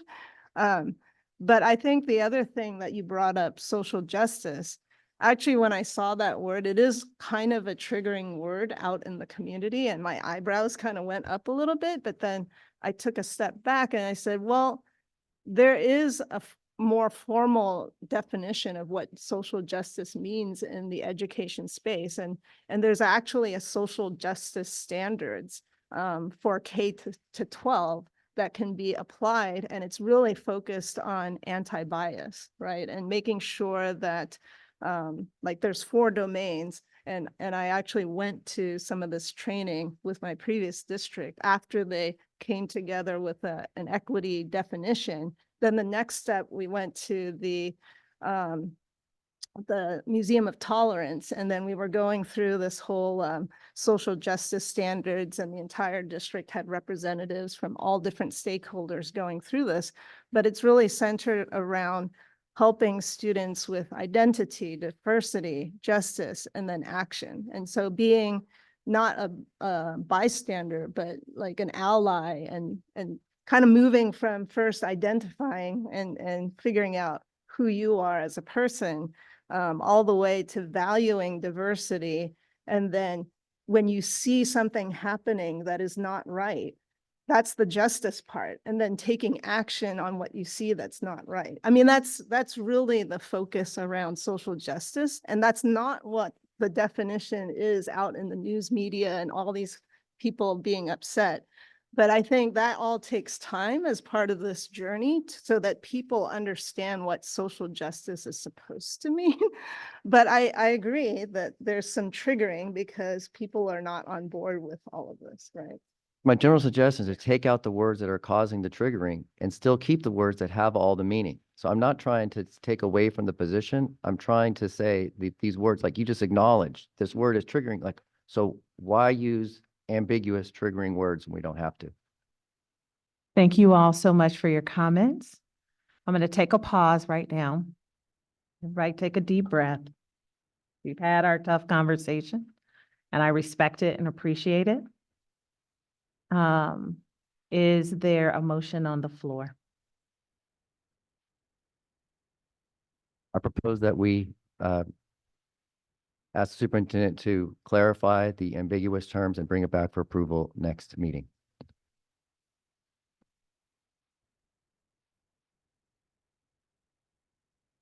So is there a second motion? Well, I had a question. Is the approval of this time sensitive in terms of finding a person to start on a certain date?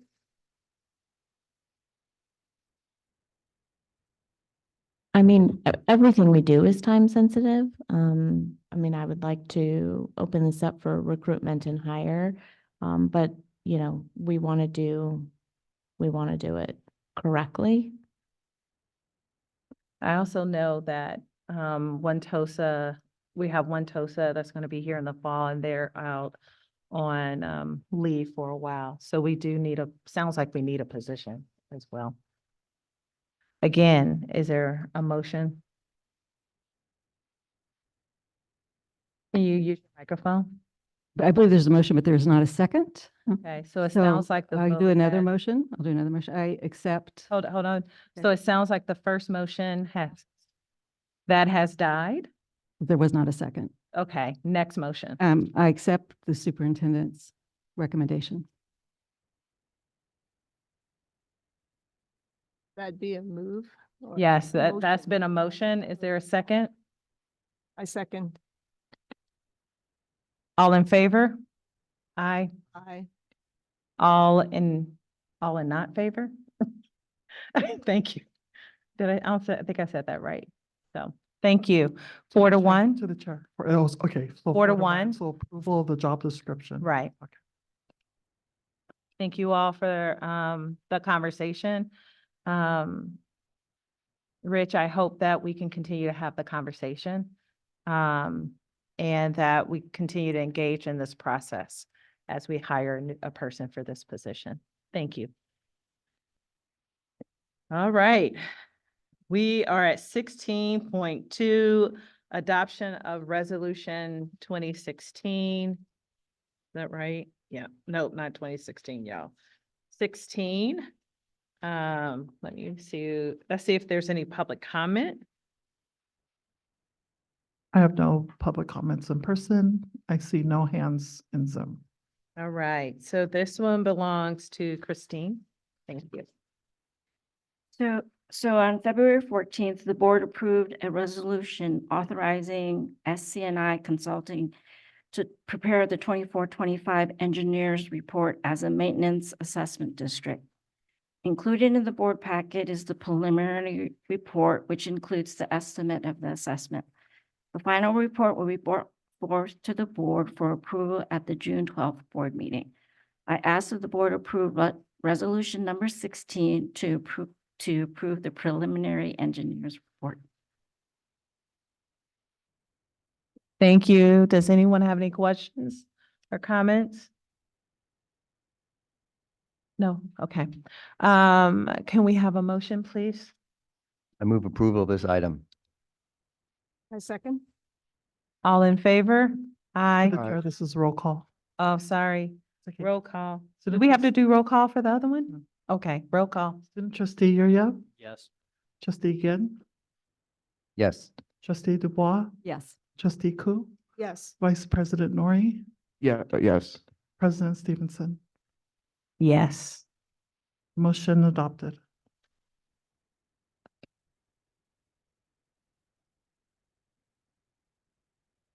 All right. We are 9 minutes till 10 o'clock. And we're almost done. Do we have any future agenda items?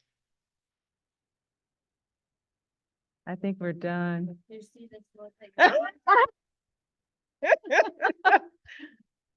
I know, I saw that look. Crystal is I was giving afraid. us the. I was afraid.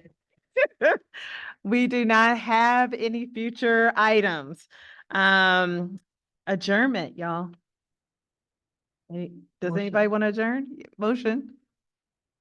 Motion? I move to adjourn. All in favor? Aye. Wait, who's the second though? Oh, second. Sorry, who said second one? We can't go until someone does the second. No. We need a Second motion, please. Nori, Second. thank you. All in favor? Aye. Aye.